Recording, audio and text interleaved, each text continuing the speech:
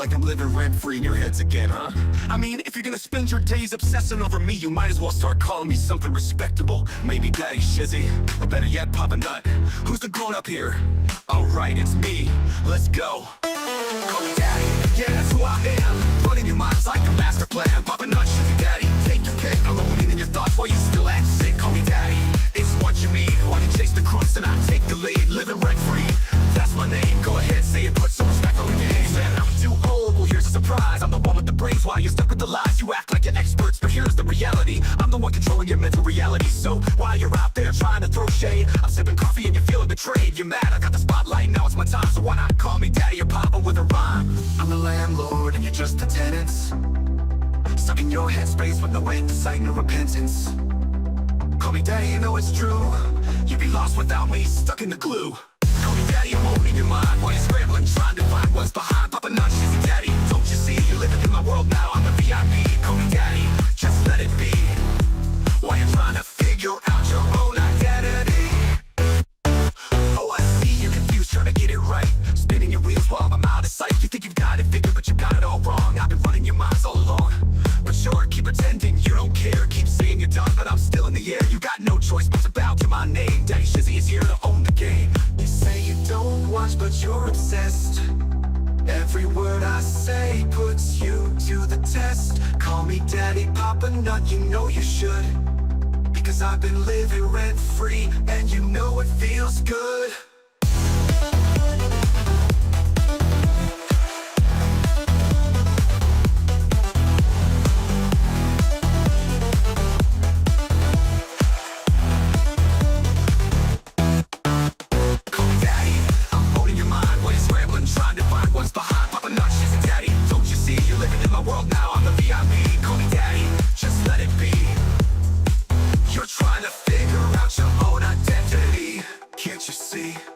Yeah, keep it up, keep trying, but you'll be stuck with Daddy for life.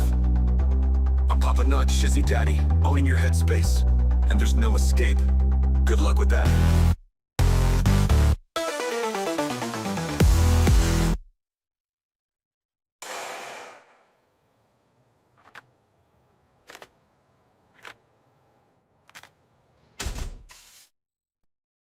Oh my gosh, I am telling you right now, I've been working on something new. You guys tell me if you like it. I haven't got a video for it yet, but you just tell me if you like the music, because I think it's pretty good.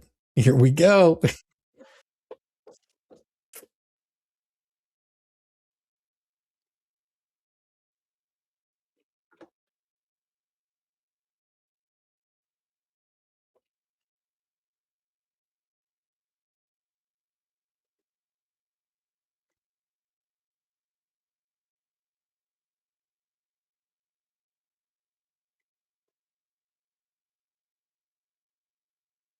No sound?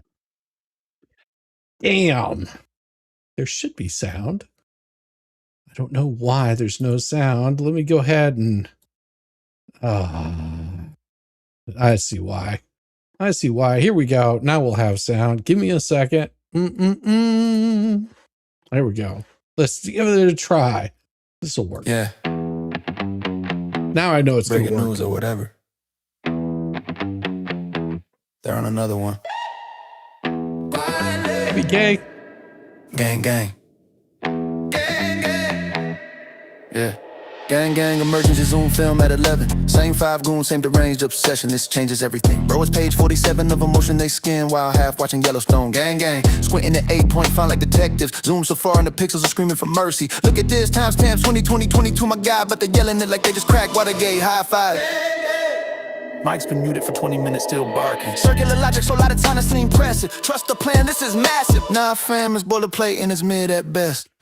Gang, gang. Self-appointed outrage squad patting each other like they personally ended corruption. Gang. Dropping bombshell tea that's been sitting in pieces since breakfast. Gang, gang. Moral high ground speed run, they'll flip the script the second it's convenient. Gang. Same PowerPoint presentation, new day, same brain dead narration. Gang, gang. We're not obsessed, we're just passionate. 3-hour living yesterday, Hey, hoodie just passion in my dawned. ass. Why is he even breathing right now? Says the guy refreshing notifications every 14 seconds. Gang, gang. Playing lawyer on God mode, reading comprehension. Stuck in elementary, confidence in the stratosphere, case dismissed. They screaming to the void, motion still pending, but go off, I guess. Disagree? Obviously a paid chill. Actually read the filing, deep state plan. Laugh at them, you're clearly compromised too. Exist in the same zip code, suspicious behavior. Notify the group chat. Gang, gang, gang, gang. Tighter circle, smaller brain. Echo chamber finally running out of oxygen. Gang, gang. Yeah. Gang, gang, acting the actual judge like it's group chat. Replay all meltdowns, labeled just asking questions. Got warned by the core ones, that was a suggestion. Still get it the same screed like it's strictly trash talk. Gang, gang, we're above all this drama. While screenshotting, they on meltdown for content. Preaching peace and love while actively baiting bears. And fake shock when the bear finally bites back. How could this happen? Gang, gang. Synchronized tantrum hours. 5 tabs open, all the same screenshot. Different zoom levels, gang, gang. Premature victory lap over legal language, still can't pause. Standing 10 toes on business until tomorrow's filing, send them scrambling again. Hype the claim to the moon, then ghost the chat when it ages like milk. Gang, gang. Gang, gang, gang, gang. Refresh, gang, gang. Gang, gang. See y'all same time tomorrow. Don't be late. Another banger. Well, thank you. Thank you. Yeah. I was working on that. I was like, they get so upset about that. Get so upset with Jay and Venom. they get so frustrated because they're just like, how dare Jay go on with talking to a flea cap?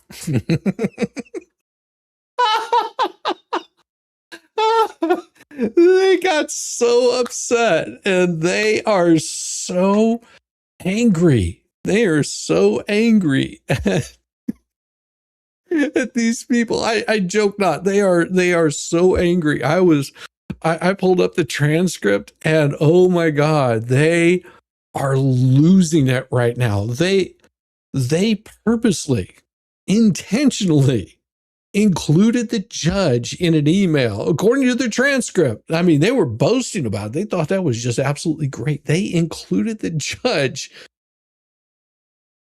They included the judge in the email chain whenever Randy had told them explicitly, don't do this. Don't include the judge in this. Do not do that. Don't include people that are not party to this. Don't do that. This is a conferral. We're following rule 7.1 on this. I think it's 7.01. But they're following procedure.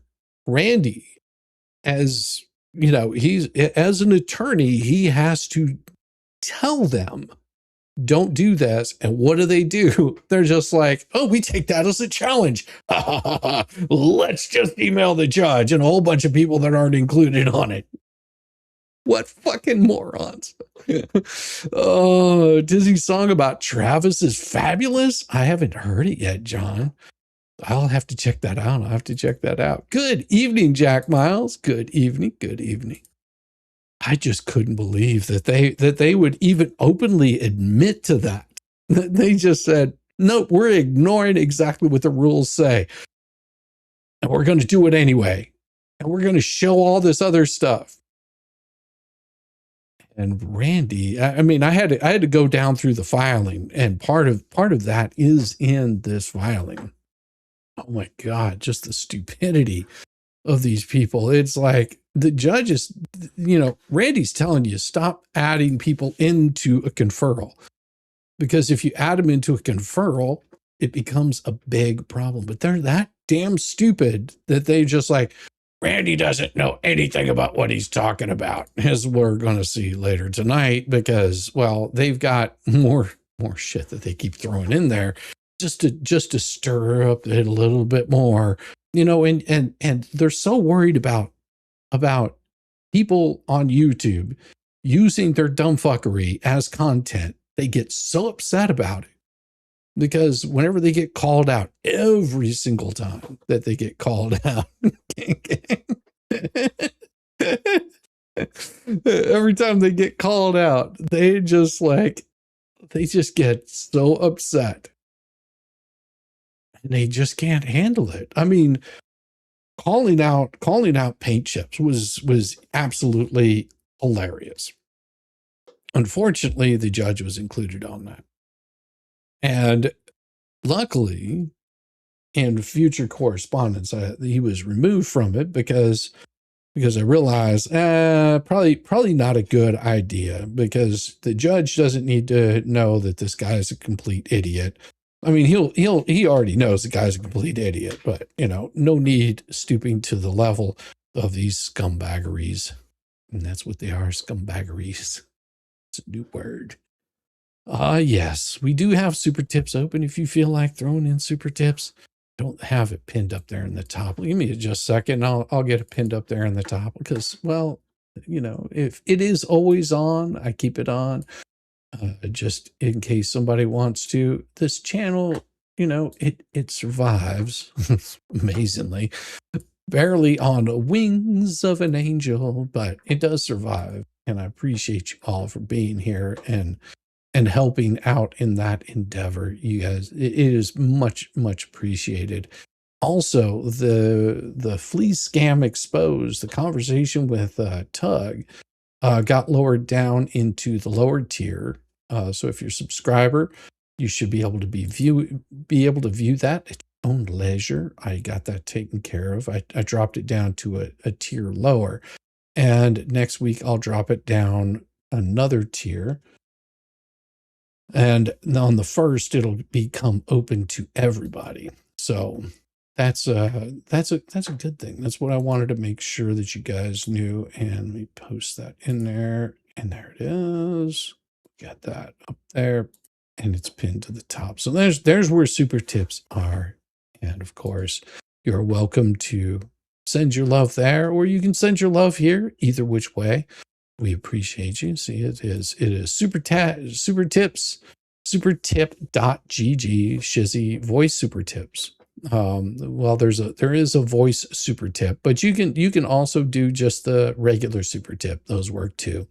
Hear about Lynette's formal summons.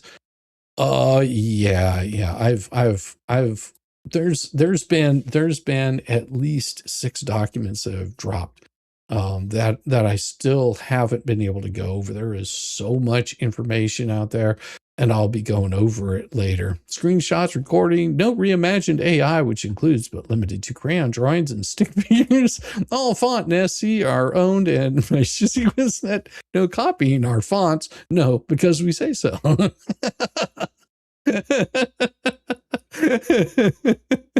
Oh, screenshot it. I don't care. I mean, if you're going to screenshot it, make sure that I look like a complete idiot, because that's the best way to make me look. Effing ads. Yeah, that's why I got the premium YouTube stuff, so I didn't have to pay for ads. I hate it that I have to, and you just pay for the premium and those ads go away like crazy. New disclaimer. I like it. What I'm gonna do is I think I'll copy that. Let me do this. Let me see if I can do this. Copy the comment, and then I'll do this and create a banner that's paste like that. And doggone it. Screenshots of fun. And then we will owned by, and then I'll see what the rest of that was. And I think no copying our fonts, no, because we said so. All right. And let me see. I think I can copy this. I think copy comment, and I think I can do this. Give me just a second, and I'm pretty good at this sometimes. We'll just see if I can do this quickly. Most of the time I can do things, but not necessarily very quickly. Doggone it. And let me close that right there. Close that right there, because I got all kinds of tabs open. Don't you hate that whenever you get a whole bunch of tabs open? And damn it. Okay, back. Control V. And then we're going to put in there we go. Copy. And I think I can get this into the into a banner and paste. No, because we said so. And that one. And let's see. See, cut. Well, and see, I'm doing this on the fly, so we will see if it actually works.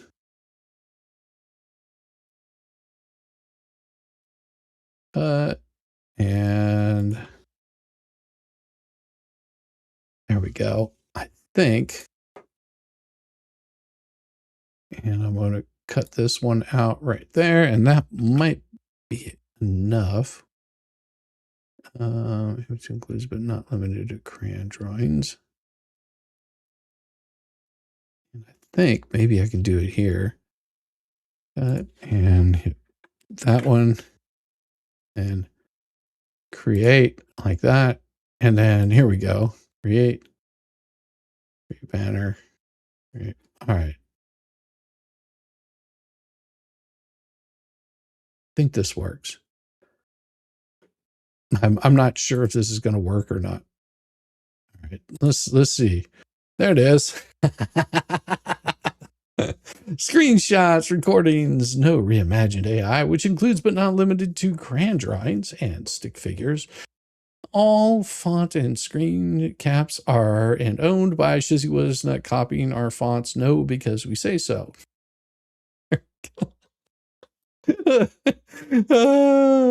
I'm having too much fun with this. Thanks, Venom. Hey, y'all. Hey, how you doing, Jenny9? I love it. I love it. Launches a pay. Oh, I thought she was going to be wearing some pasties. Damn it. See, I'm so disappointed now. Jenny, no refunds. No questions asked. No, we don't ask questions around here. We just speak off the cuff.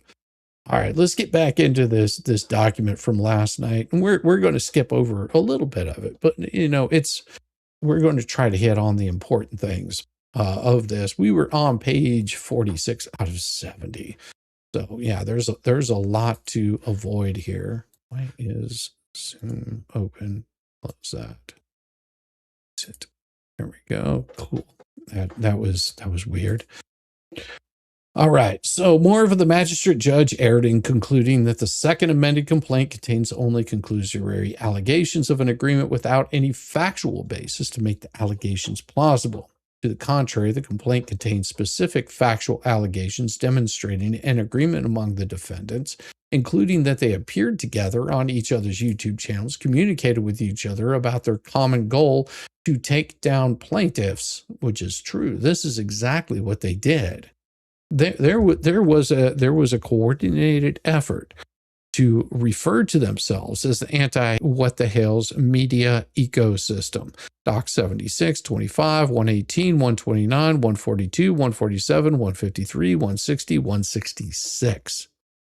Therefore, the court should reject the report and recommendation and deny the motion to dismiss all civil conspiracy claims. The complaint alleges sufficient facts to state plausible claims for civil conspiracy under federal law, Florida law. The magistrate judge erred in characterizing the complaint as a shotgun pleading and recommending dismissal with prejudice, which and whatever he says is virtually impossible to know, a shotgun pleading as one in which is virtually impossible to know which allegations of fact are intended to support which claims for relief. They were very specific. Randy was very specific on each one of those points. It wasn't just like he looked at one part of it and just threw a whole bunch of people in there, as in the same one that happened with chips. And we're not talking about paint chips. We're talking about Dorito chips. Yeah, he filed something that was a shotgun pleading where it was virtually impossible to know which allegations of fact are intended to support which claims. That was one of the touchstones of a shotgun pleading. Now, this is because it's evident by magistrate's own chart drawn up on page 4 of the R&R itself, in which the magistrate judge lists each defendant and the corresponding legal claims and counts, including listing that legal claims against defendant Lee as FDUTPA, Lanham Act, tortious interference, civil conspiracy. Doc 161 at page 4. Even if the court finds that the second amended complaint is a shotgun pleading, dismissal with prejudice is an extreme sanction and not warranted here, and misapplies controlling law. The magistrate judge's recommendation of dismissal with prejudice contradicts the 11th Circuit's guidance that plaintiffs should be given an opportunity to remedy any perceived pleading deficiencies. And we went through that last night, where they were talking about, saying, hey, the only deficiencies that we cured was to be more clear on the language on one specific part in regards to David Helm. Therefore, that's why there was an amendment. The other amendment, that no language changed. It was just adding, Bone Crusher's, legal name in there through amendment. When faced with a shotgun pleading, the proper remedy is not dismissal with prejudice, but rather require the plaintiff to file a more definitive statement. And that's true. I mean, if you've got, and this is something that Hinkle did also, was say, hey, this is a shotgun pleading, and gave him direction on, chips, Dorito chips, gave him a very direct thing saying, this looks like a shotgun pleading, you need to cure it, and you might want to understand what a shotgun pleading is, actually giving him some forewarning of how he was going to rule. In this one right here, they didn't do that. In this one here, Bolitho just came out and said, well, it just looks like a shotgun pleading, with no remedy to cure what was going on with it. The pleadings, the earlier pleadings, were just to make something a little more clear on one specific point. Rather, the defendant is expected to move the court, pursuant to Rule 12E, to require the plaintiff to file a more definitive statement. Here, only one defendant, Helm, previously moved for a more definitive statement, which led to the filing of the first amended complaint. No defendant moved under Rule 2112E regarding the second amended complaint. The magistrate erred in recommending attorney's fees to defendant Helm under Florida's anti-SLAPP statute. They recommended awarding attorney's fees to defendant Helm under anti-SLAPP. This recommendation is flawed for two reasons. First, as demonstrated supra, plaintiff's sole count 12 against Hale for civil conspiracy is not without merit as required by the anti-SLAPP statute. Count 12 states Helm and all defendants agreed to intentionally participate in a civil conspiracy among themselves and with other individuals, the purpose of which was to commit violations of Florida's Deceptive and Unfair Trade Practices Act, false advertisement under the Lanham Act, and the tort of tortious interference with advantageous business relationships. Second amended complaint states a plausible civil conspiracy claim against Helm. Plaintiffs adequately allege an actionable underlying tort. Under Florida law, civil conspiracy claims requires an agreement between two or more parties to do an unlawful act or lawful act by unlawful means, the execution of some overt act in pursuance of the conspiracy, and for damage to the plaintiff as a result of said acts. The gravamen of civil conspiracy claim is the underlying tort carried out by virtue of the conspiracy, not the conspiratorial agreement itself. An actionable conspiracy requires an actionable underlying tort or wrong. The magistrate judge erred in concluding that plaintiffs failed to allege an actionable underlying tort as shown. The second amended complaint alleges that defendants conspired to commit violations of Florida's Deceptive and Unfair Trade Practices Act, false advertising under the Lanham Act, and tortious interference with advantageous business relationships. Hey, Miss Pina, good to see you. Hey, Jay Leby.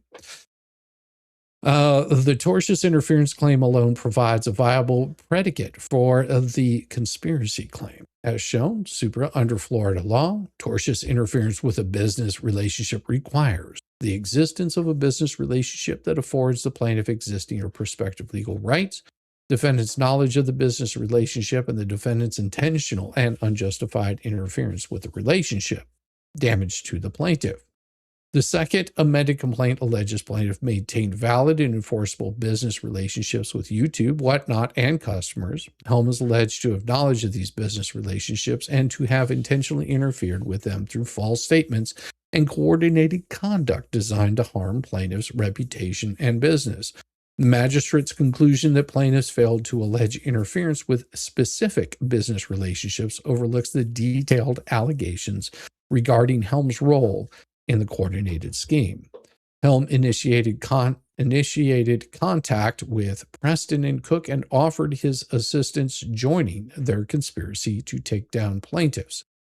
Helm also contacted plaintiff and others to enlist them as co-conspirators, labeling the effort the ANTI-WTH media ecosystem. These allegations, accepted as true, establish that Helm intentionally participated in a coordinated effort to harm plaintiffs' business relationships through false statements and reputational damage. Plaintiffs allege clear, positive, specific facts supporting the conspiracy. An agreement element of civil conspiracy may be established through an express or implied agreement of two or more persons to engage in a criminal or unlawful act. Each co-conspirator need not act to further a conspiracy, and it just gives you a description of it. This means the magistrate judge erred in characterizing plaintiff's conspiracy allegations as conclusory.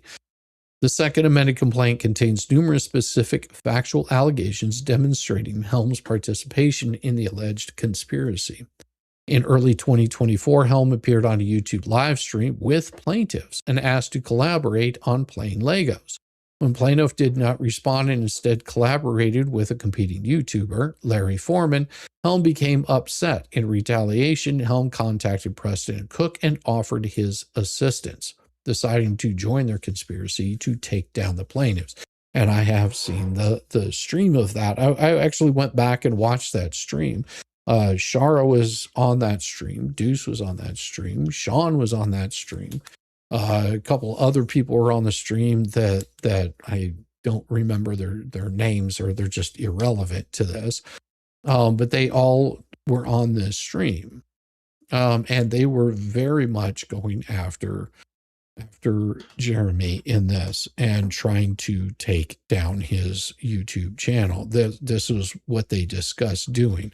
Shara didn't seem very interested, other than she was, from what I understand now, was yelled at not too long before that stream started. And that, she really wasn't interested in being there outside of Deuce asking her to be there to provide more insight or something of that sort. You could ask her more about that, and she would be able to tell you a little bit about that also. No surprise at all, the entire nightmare falls squarely on one individual.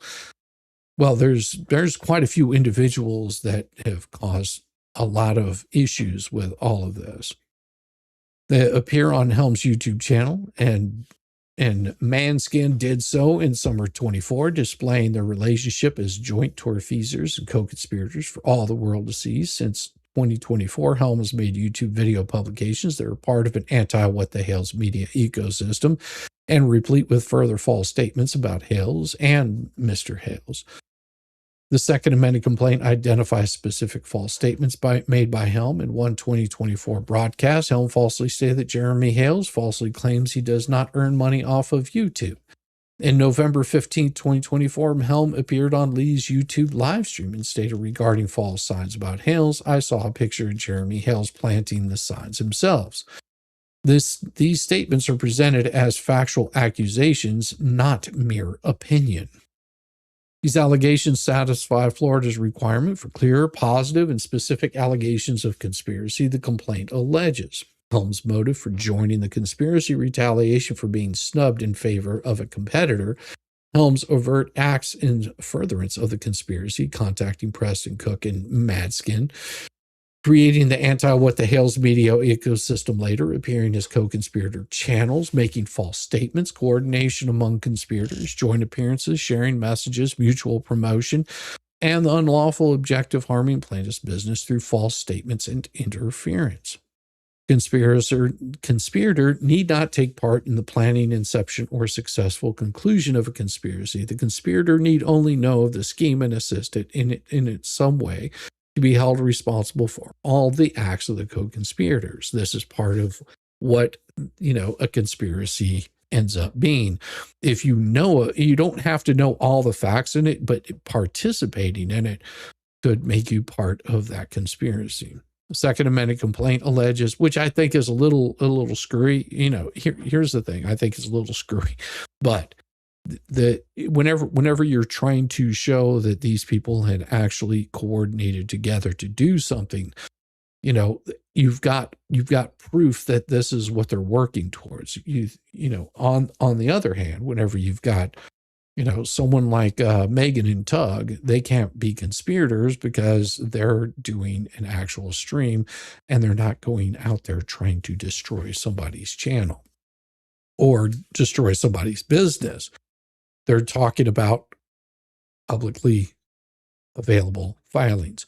These people do not talk about publicly available filings. They bring out, they have to go so far as to get sealed documents and try to show all of those kinds of things.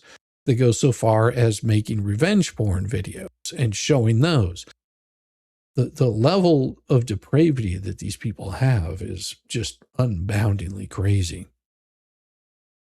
The magistrate judge applied an improperly heightened pleading standard. The magistrate judge conclusion that the conspiracy allegations are conclusory and lack specific imposes a heightened pleading standard inconsistent with federal notice pleading. Under Rule 8 of the Federal Rules of Civil Procedure, complaint need only contain a short and plain statement of the claim showing the pleader is entitled to relief, while threadbare recitals of the elements of a cause of action. And it's really odd that the judge is saying, we can only have so much in these documents, but you need to show me more information. It's like, well, what more do I need to show you?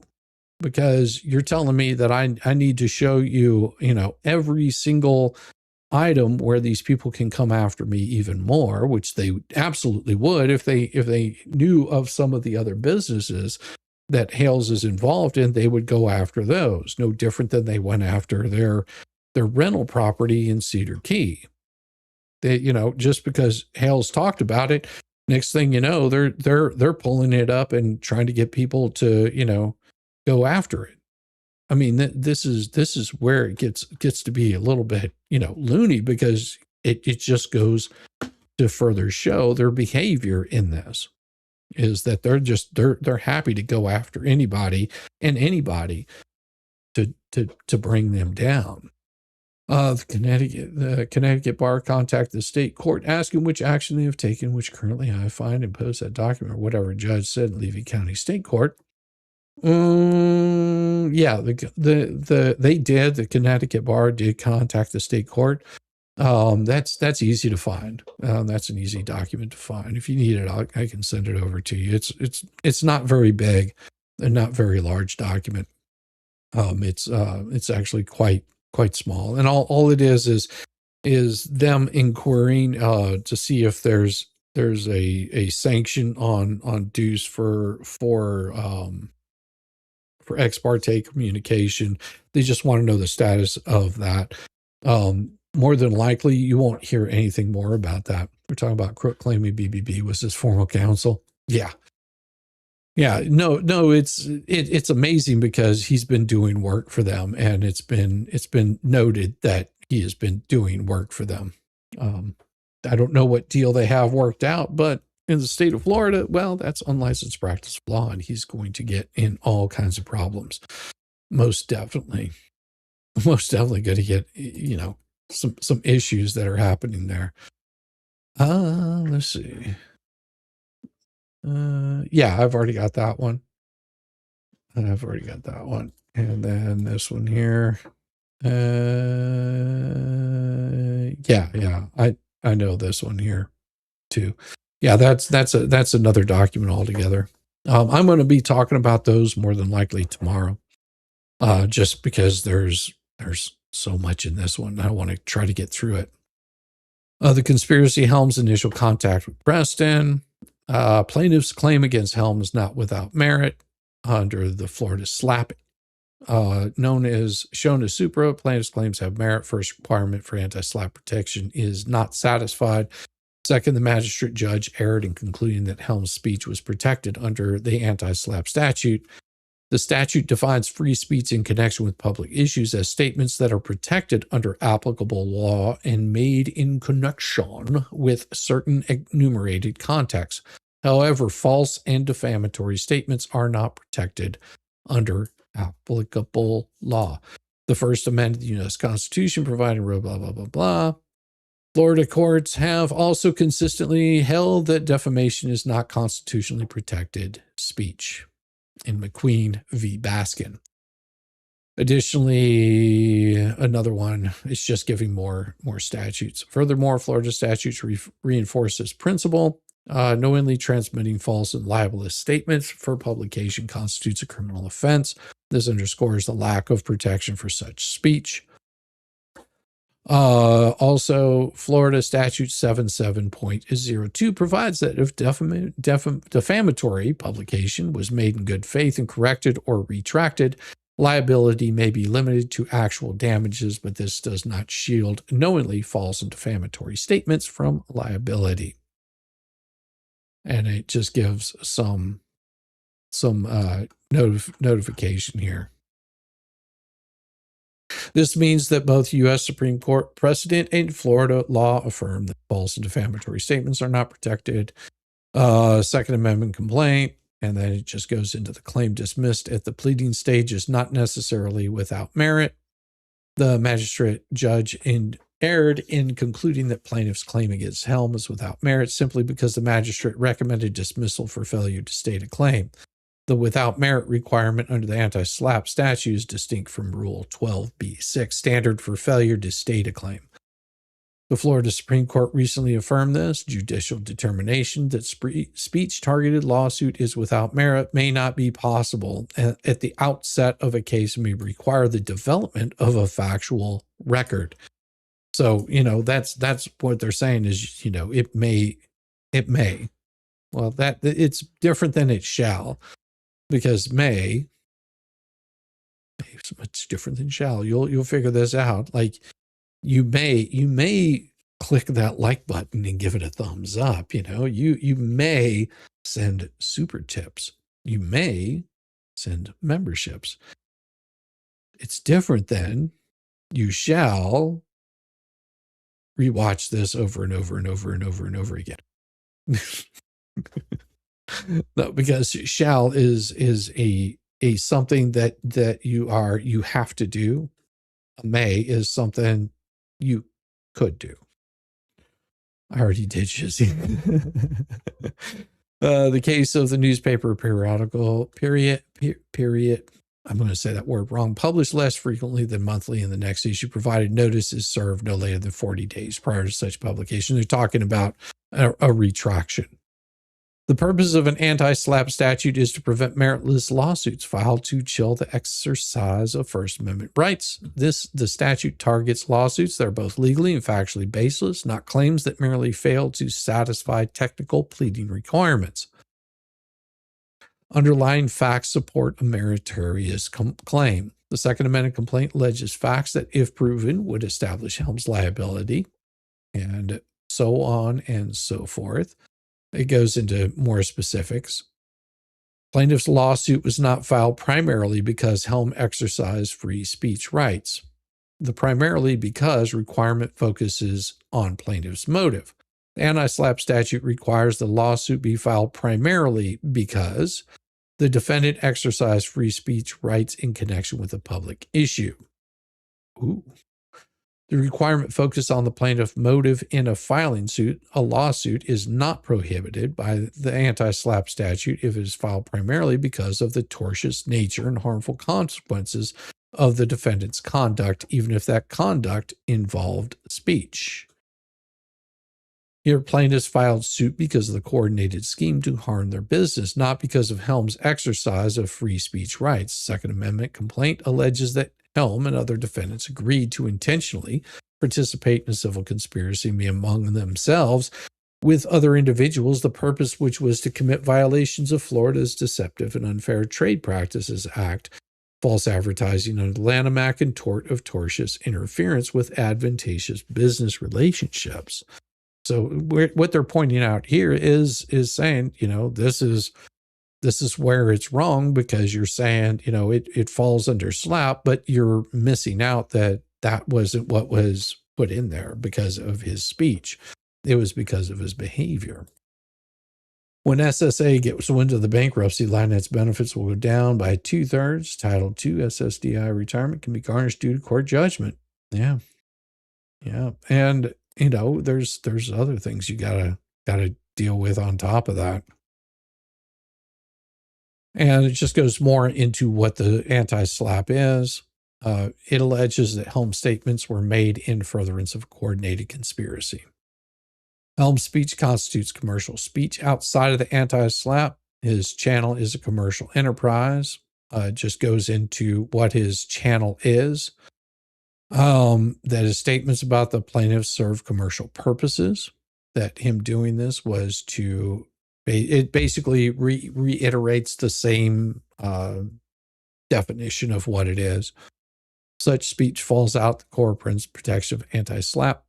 Commercial speech receives lesser First Amendment protection, and it goes into what those are. A lot of citations here. Anti-SLAPP statute does not immunize tortious conduct, and it goes into more of what this supports and what the supporting portion of it is.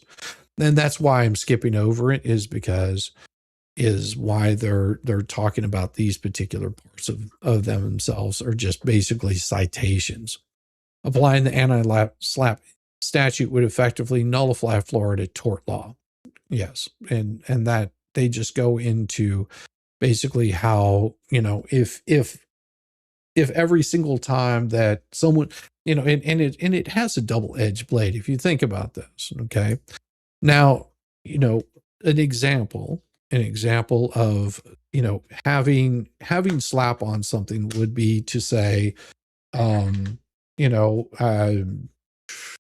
don't like, President X, because I think that they're a crook and a criminal. That's not anything that's going to get you in trouble with free speech.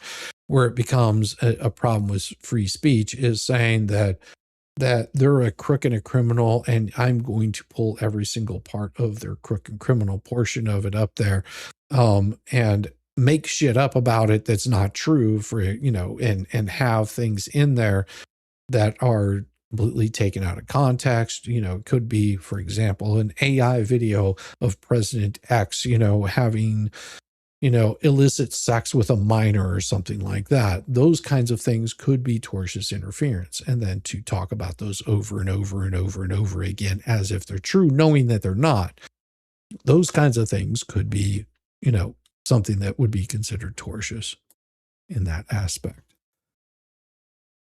Let's see. Go back to this one here. And I need to fix that. Why is that it's still in there? Remove from the scene. Okay. Weird. That was weird. Most definitely weird. The anti-SLAPP statute, and it just goes into what the statutes are. The determination whether the lawsuit was filed primarily because of protected speech requires an inquiry into plaintiff's motive, which may require discovery, which they never got into discovery, so it'd be hard to do that. And then it just goes more into why the purpose supports deferring the free determination. The better approach is to defer the fee determination until after discovery and summary judgment, or until final judgment on the merits, when the court can make a fully informed determination whether the claim was without merit and filed primarily because of protected speech. And this is something that I think courts do intentionally just to be more expedient in the process, where they'll rule on something without ever looking at the merits of it. And this is what they ran into with, for example, in the thumbnail case, Okay, it was dismissed because the Preston had the case dismissed.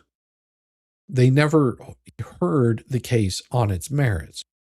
And that was a big problem, because if they would have, if they would have done it within a certain time frame and dropped the lawsuit whenever they were told, you've got a certain amount of time to drop the lawsuit. If you don't drop the lawsuit, we're going to be going after attorney's fees. They never did that.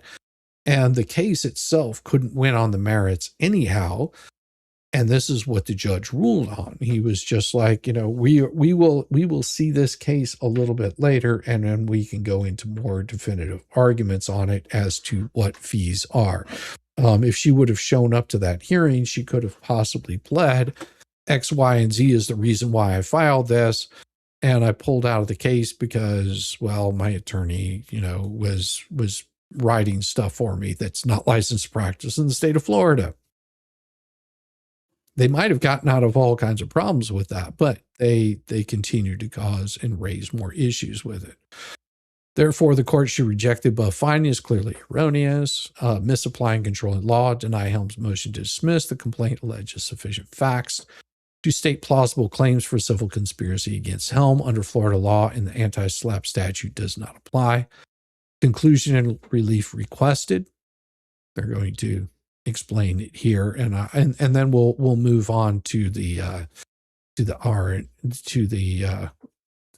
recusal. To survive a motion to dismiss, the complaint must state a claim that is plausible on its face. This standard is derived from case numbers and required a plaintiff to plead factual content that allows the court to draw a reasonable inference of liability. A claim is facially plausible. Yeah, it seems really odd to me that the judge is dismissing the case with prejudice and then also adding fees onto the SLAPP portion of it, which is really odd that you would, because no finding of fact was in that whatsoever. There was just him saying, well, that it is what it is, and tough shit. I mean, that's and then with prejudice and then throwing fees on top of it seems very, very improper. But I mean, I'm no lawyer. It just seems a little harsh if you think about it. Seems pretty biased in that way. Their allegations are not limited to speculation. I'm just looking over it because it just talks about basically saying that, this is why the complaint raises a reasonable expectation that discovery will reveal evidence of the claim. For the foregoing reasons, plaintiff respectfully requests the court reject the magistrate court's report and recommendation, deny defendant's motion to dismiss, or, in the alternative, dismiss the claims without prejudice with leave to amend, which would be gracious, but sometimes, it's a hard reality. But judges generally, a district judge looking at a magistrate judge is thinking that the magistrate judge has not erred in their findings. And we'll agree with the magistrate judge. Like a larger percentage of the time, they're going to agree with the judge. The district judge will agree with the magistrate, but there's always that possibility if you make a compelling enough argument, and that judge may come back and do something simply as saying, we're going to dismiss the case without prejudice, and we're going to leave it to go ahead and amend this, but not expect that anything is going to come of an amended complaint. Or if they do, they better come back with something that ties all this stuff in together and, fixes whatever. If the judge looks at it and says, well, I can see a lot of things here, and they'll give guidance on how much more they actually need. Whereas Bolitho didn't give too much guidance on anything more. He just outright dismissed it. He said, well, you're an attorney. You should know this. It's like What more do you want? I mean, we've given you everything we can without going through discovery. You know, it's sort of a catch-22. Talking about a video game from Assassin's Creed. The game is called Valhalla. That is a pretty cool one too. I'm trying to remember which one that is. Now, before we go into the next one, we're going to do it a little bit backwards. And we're going to read the response, because the response is pretty damn hilarious.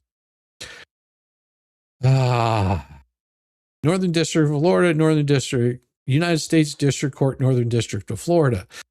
You missed something here, dumbass. Gainesville Division. Of course, you know, that's how you know that he's probably not the one that wrote this. Defendant Cook's response to motion to disqualify the magistrate. Request for show cause or report to Florida Bar. This is my response to the plaintiff's motion to disqualify the magistrate, which they said in Doc 166 in the other case is being filed in both cases, but I'm only filing it here. Instead of filing it in the case where it was filed there, you could have filed it in this one.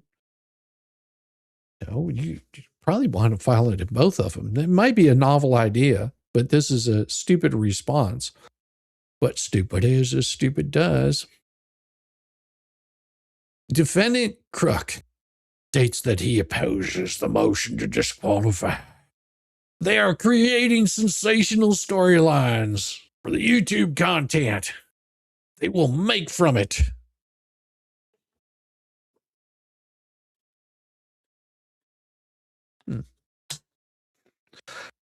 It's amazing. That's how YouTube works, dumbass. See, people read their court documents.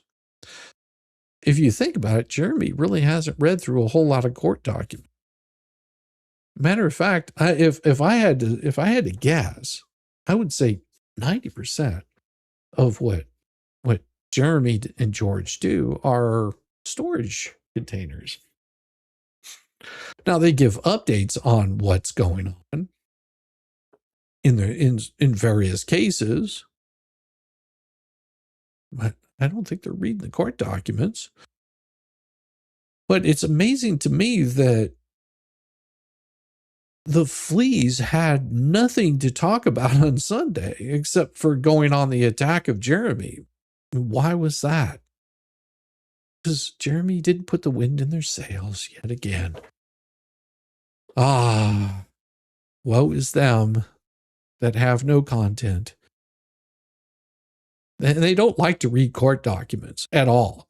They absolutely, here's the thing, these filings that came out, they haven't read them, and they won't read them, because they out of Lee's own mouth, she said, that's too much. I'm not going to read all that. So she doesn't read the document.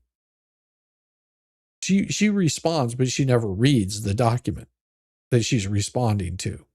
That's why it's all disjointed. That's why it's all disjointed. It's sort of like her teeth.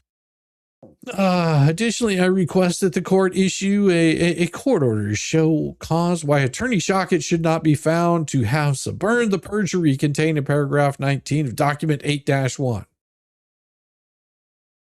Or Cook requests the court simply refer the matter to the Florida Bar for investigation into whether Attorney Shockett suborned perjury. You are an idiot, Deuce. Attached here is a letter from Florida Bar informing my formal counsel. Why would you have something from your formal counsel? And that would have been that would have been weird. But here's what he says that they say. I don't know if it's true. Well, thank you for your recent bullshit correspondence to the Florida Bar, wherein you allege that Mr. Shockett suborned perjury in the underlined civil matter. The Florida Bar's grievance system is not a parallel forum for litigating the merits of statements made. You know what they said? Fuck you. That's what they told you. The Florida Bar told Deuce, fuck off. They said, this is not how this works. For litigating the merits of statements made or evidence offered in the underlying case, if the court of competent jurisdiction ultimately makes a specific finding that Mr. Shockett knowingly misrepresented facts or otherwise commits some kind of professional misconduct, well, stupid, you can resubmit your inquiry along with a copy of such findings or order. At that point in time, the bar would be in a position to further address the issue. Bubbles, they laughed at you. They laughed you out of court.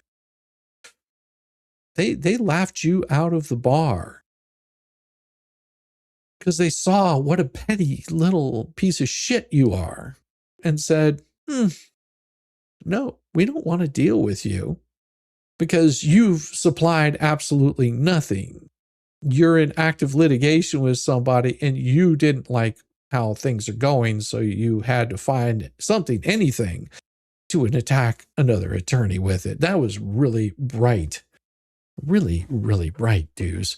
It's amazing that you still haven't figured out how this crap works. And you got your ass handed to you. But we've got this super tip, man. It says, Hey everyone, let's all wish Yamaha Biker and Heather May a very happy Wednesday and send Shizzy some super chats. Shizzy is, after all, our washed up clown loser and still their daddy. What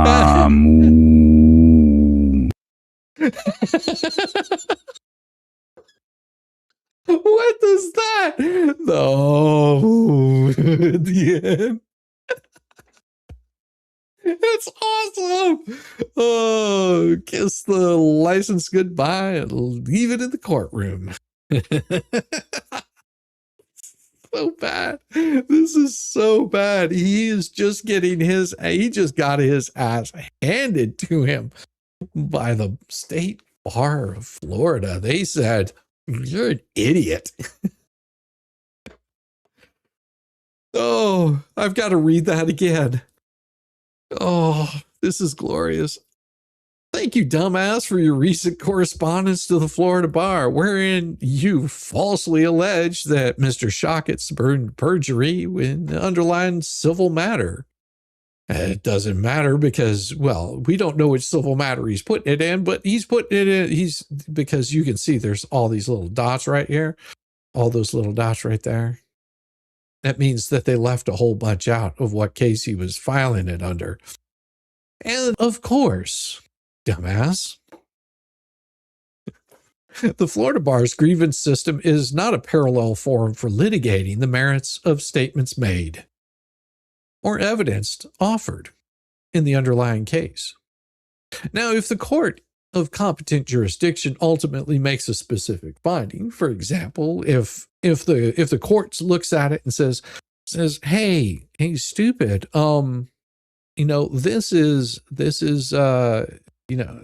this is where Randy erred, and the court says that he did something improperly, and the court doesn't handle it, that they refer him to the bar, that would be something. But they don't. Or otherwise commit some kind of professional misconduct. Like, for example, professional misconduct such as emailing the fucking judge ex parte multiple times.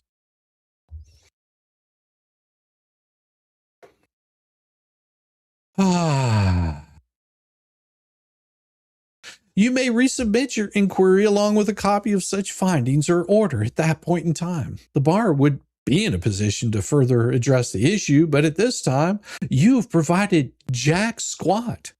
So piss off back to Connecticut or Massachusetts or whatever Yankee town you're from, and we will be happy to be fine. Now, the plaintiff's statement that online post calling him a child predator are ongoing and continue to this day was fabricated in response to a 12B motion. It was not the complaint and has never been added by the amendment. Attorney Shockett could have confirmed the existence of the supposed online post described in paragraph 19 if they ever existed. He knew none existed, but submitted the perjured affidavit to influence the court's decision to exercise jurisdiction.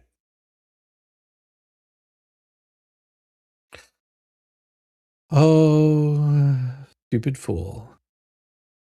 See, I would be surprised now.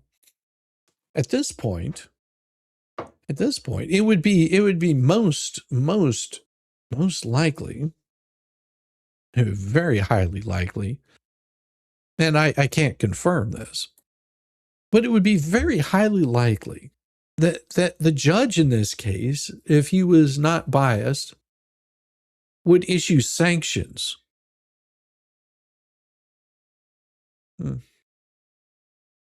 Because they never gave him leave to file anything. This case is stayed.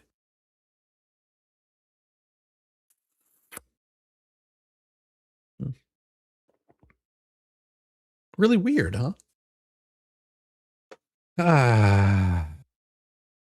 We'll see what the judge does in this. Now the court explicitly relies on perjured statement, but you haven't proven anything was perjured. Now you're just making shit up. Yeah. Now you're just making shit up there. Of course, this is all Deuce's kind of doing. Yeah, he's trying to say that the court was defrauded. If the court does not wish to address this itself, it should ask the Florida bar to look into it. That's not how it works. That's not how it works. Of course, right now they're like, yeah, Deuce, we will file whatever you say because it sounds good.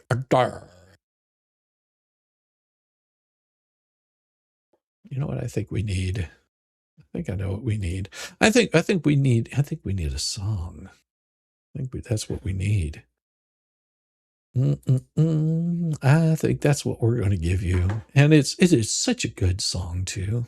I worked on it for a little bit today because I was like, I need something that's going to pop and work really well. And that's what I came up with. I was like, something special, something small, sort of like paint chips. Something special, something small. So I worked on a new tune. I was like, yeah, we'll make this one happen. We'll make this one happen. Here we go. Let's pull it up. And no, this one's better. You missed out. Well, no, you've got it. You've got it. It's close. Maybe we'll do two of them. I think we'll do two of them. Yeah, because I don't know if I played you guys Snowing in Florida, did I? I think I should.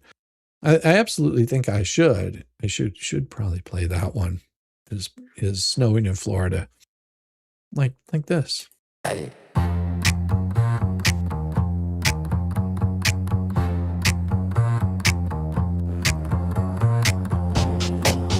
Sun's out. Palm trees sway. Why is it snowing in Florida?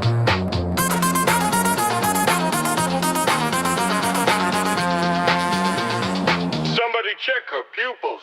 Stream was rolling, mouth on autopilot. Confidence loud, but the brain went silent. Talking like nothing could ever go wrong. Then the shit got weird and the pause too long. Psycho blinking like Morse code. Thoughts doing donuts off road. Chat goes quiet, she starts to sweat. That's why she feel that internet. Finger hovering over end. Can't rewind shit you already said. Heart racing, logic fled. It's snowing in Florida, must be cold.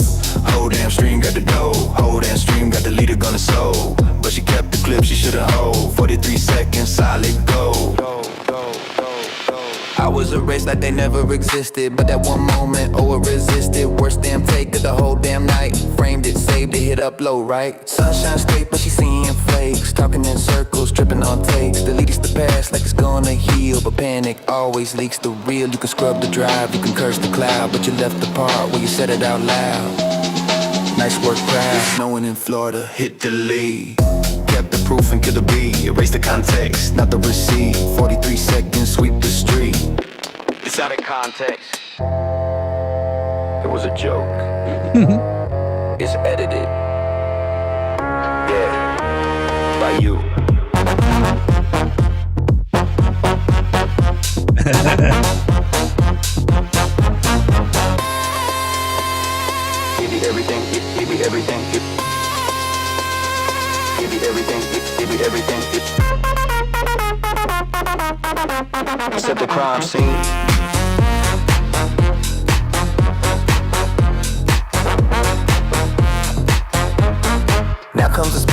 watch it unfold. Same old script, getting real old. Blame the weather, blame the stress, blame the chat for your mess. But you can't blame pause, you can't blame fear, you can't blame why that clip's still here. You chose to keep, you chose to cut. Accidental honesty, oops, whoops nuts. It's snowing in Florida, melting fast. Try to outrun your digital past. Burned the house, but the door was glass. 43 seconds gonna last.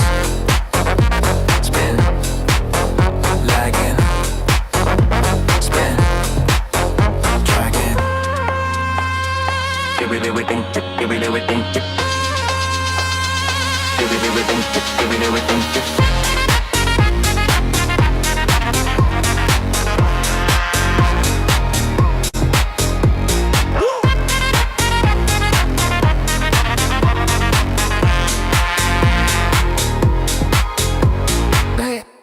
Yeah.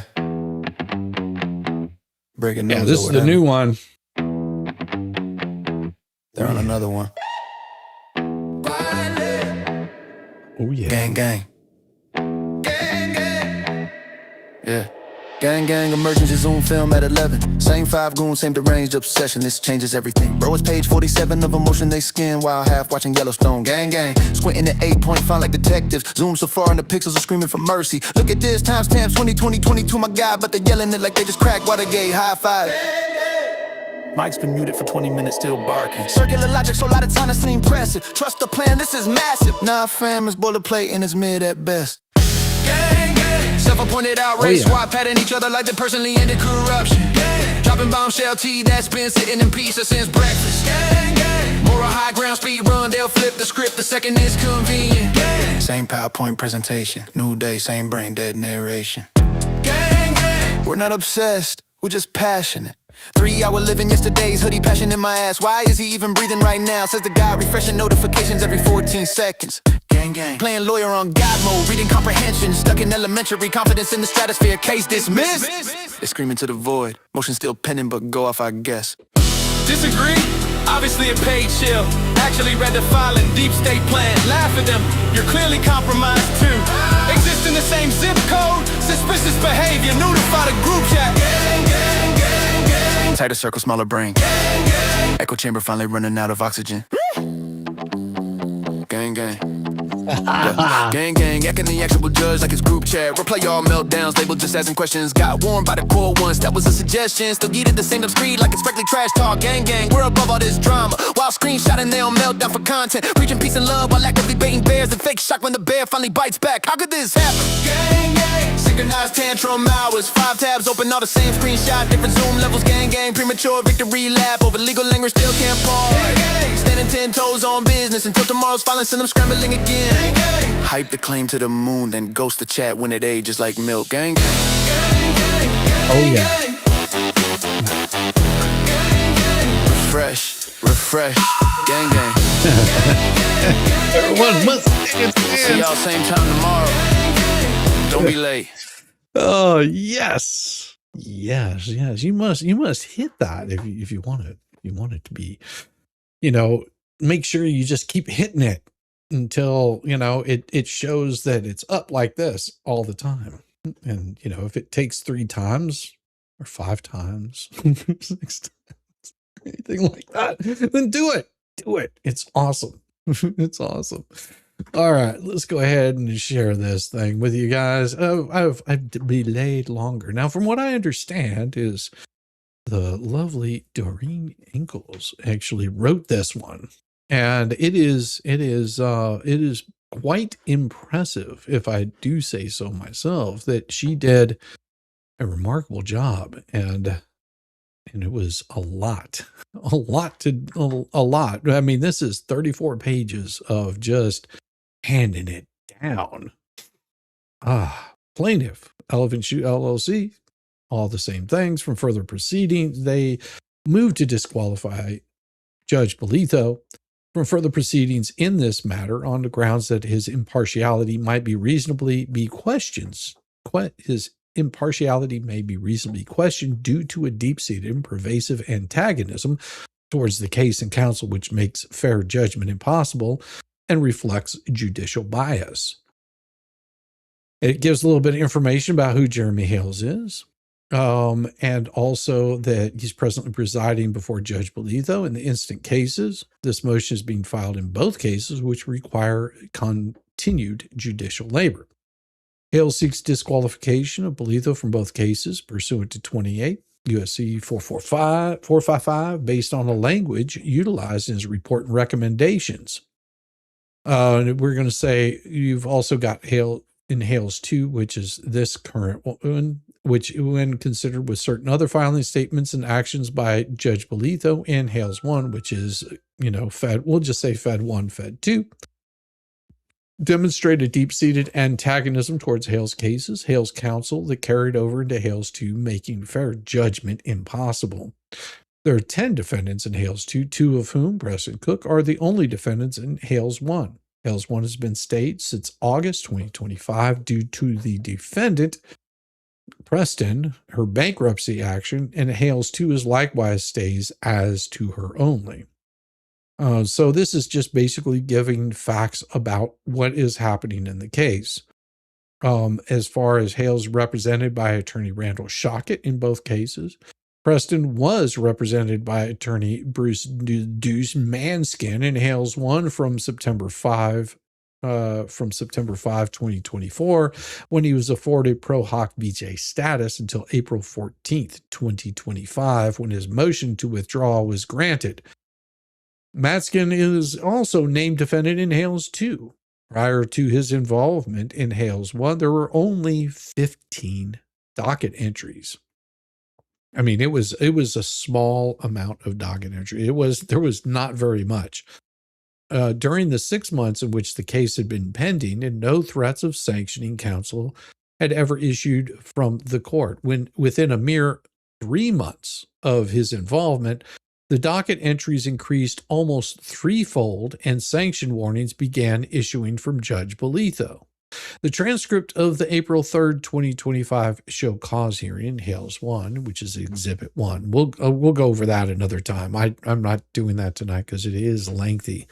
He was whose attorney? Well, Manskin was Preston's attorney. Pretty sure that's what it says. Manskin was, Preston and Cook's. Well, yeah, just Preston's attorney, because I don't think he was representing Cook. I think it was Fleesa. I don't think it was Fleesa. Reveals Judge Bolitho's overwhelming frustration with the case because of the number of filings, increased workload for his staff. The court's exasperation was not limited to counsel's tone or discrete filing, but encompassed the case as a whole, and the court's desire to be done with it. Those are his own words. Approximately 10 months after April 3rd's hearing, the report in Hales 2 issued dismissing all claims, 8 out of 10 defendants, including Manskin, with prejudice. And there's some relevant procedural history in Hales 1. After Manskin was confronted with Hales' motion for sanctions and requested to revoke his Pro Hoc Vice status in Hales 1 for his highly unprofessional and unethical conduct, Doc 96, as well as an order to show cause, Doc 98, and an order to appear in Florida to explain his damn self, Manskin filed a motion to withdraw as Preston's counsel. Bolitho granted it mid-April, reserving jurisdiction to impose sanctions on him for his misconduct, Doc 133. In Hales 1, a live hearing, or FAD 1, a live hearing on Hales' motion for sanctions, and the show cause order was scheduled to occur in Pensacola on April 3rd, 2025, Doc 98. After Manskin filed a response indicating he didn't intend to appear because, inter alia, he feared being arrested, Doc 124, as well as 4 separate motions seeking the same relief, attorney's fees, well, Judge B issued an order on March 27th, 2025, striking the 4 motions as cumulative, confirming the live hearing would go forward, and requiring both attorneys to bring their checkbooks, Doc 118. The order stated the court is tired of both attorneys in this case clogging the docket with unnecessary, duplicative, and meritless filings. A quantity of judicial resources have been consumed by this case is ridiculous. Instead, the attorneys in this case have taken advantage of the court's patience and abused the judicial process no more. And Randy wouldn't have had to file any damn responses if the fucking judge would have done what he was supposed to do. Pardon my language, but that is my opinion, that if the judge had actually done what he was supposed to do and actually, whenever Deuce is filing something ridiculous, he seems really quick to, shoot down other things, but he seems really slow on the take, leaving the inference that Randy needs to file a response to it. Now, Ducey failed to appear at the April 3rd hearing. Attorney Shockett appeared, brought his checkbook as required. During that 48-minute hearing, could you imagine almost an hour hearing in Hales in Fed 1, Judge Bolitho admonished Shockett over 35 times, most of it relevant to his overwhelming frustration and exasperation with the large number of docket entries for which he largely blamed Shockett. More so because Shockett was present and Deuce wasn't there. Like a chicken shit. The 3/7/25 order specified 2 entries that were filed by Shockett, Docs 85 and 86, motions to dismiss each of the 2 defendants' counterclaims to be addressed on Hale's side of the case. Shockett explained that he believed, albeit perhaps mistakenly, that the counterclaims appeared to include him as a party to the case, and there was no jurisdictional statement or statement of interested parties to clarify otherwise.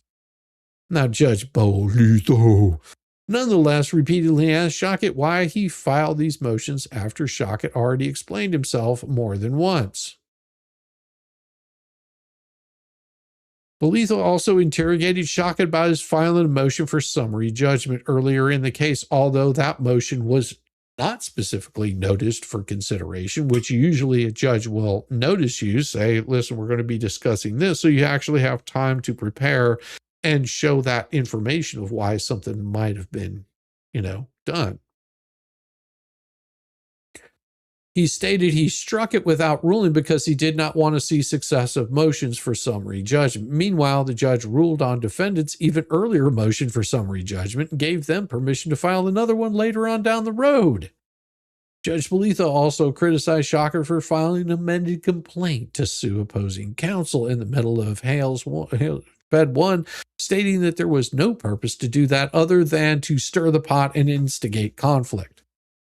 The pleading was also not specifically noticed for discussion at the hearing. Now, Judge Bolitho called the case a nightmare, a disaster, a burden on his staff. He remarked that he knows plaintiff's case number by heart because he has to type orders in that case all the time, and he was done with the case.